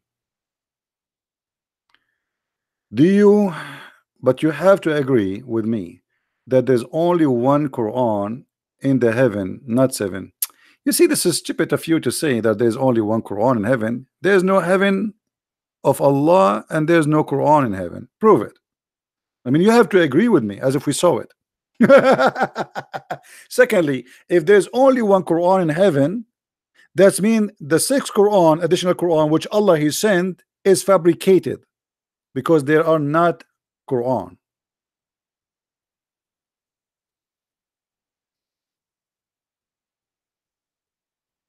Correct, guys?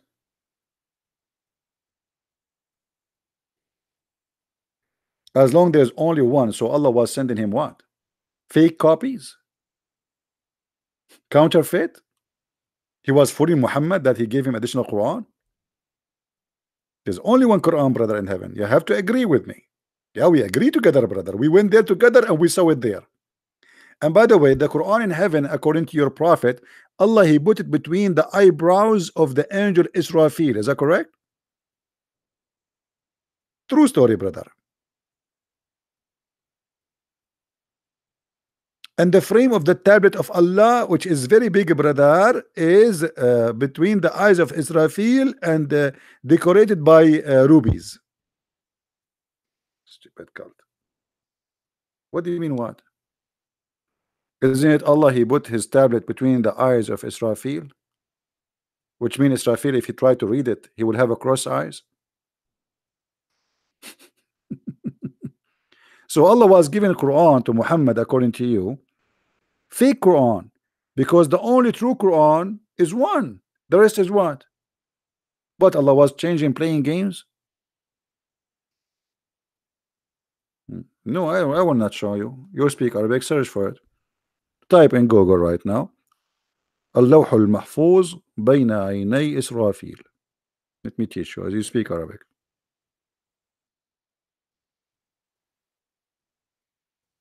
Don't play dumb.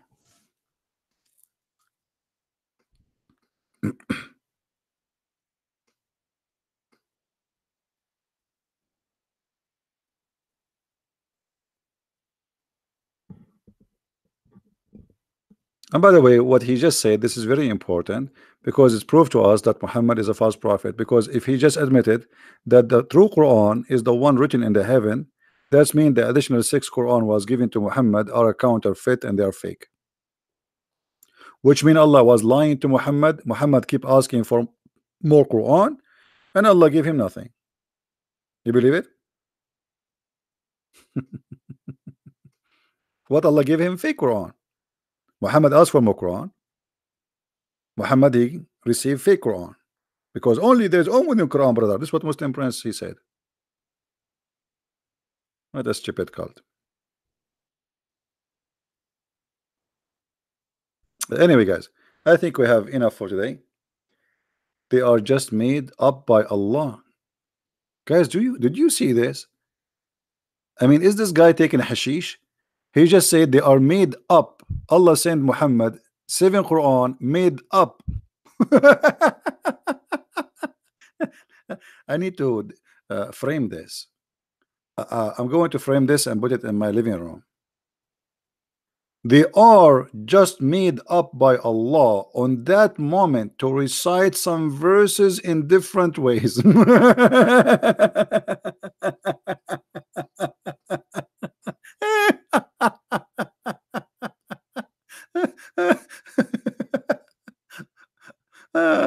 Oh boy. Brother, the one Allah He made, are they odd or even, brother? Those are made up by Allah. Are they odd or even, brother? If we calculate 1 plus 7 and then we say 200 plus 3, brother, are we going to have even or odd, brother?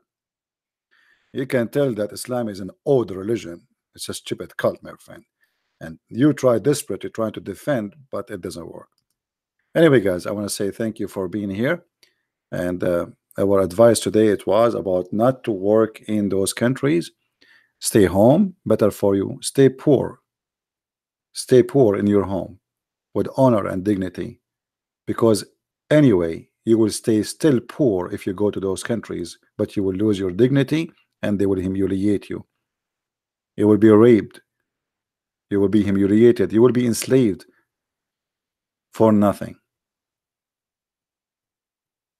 Working as a maid in the Middle East will not make you rich, and you are going to be raped, you will be tortured, you will be humiliated, and they can accuse you with anything anytime they wish and destroy your future, and you have kids waiting for you back home or a family. Stay home with honor. Work as a farmer. Grow some chickens.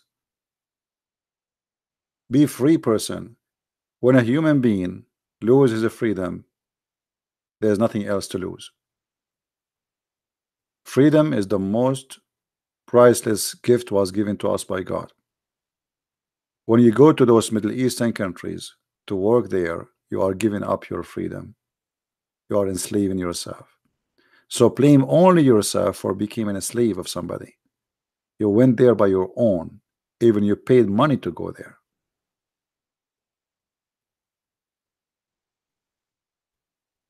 And I did my duty to share with you the truth, and the truth will set you free. So I want to say, guys, thank you very much for being here. May the Lord bless you. Feel free to download the video after we finish. We will not keep it for long, as you know. Thank you and take care. Bye-bye.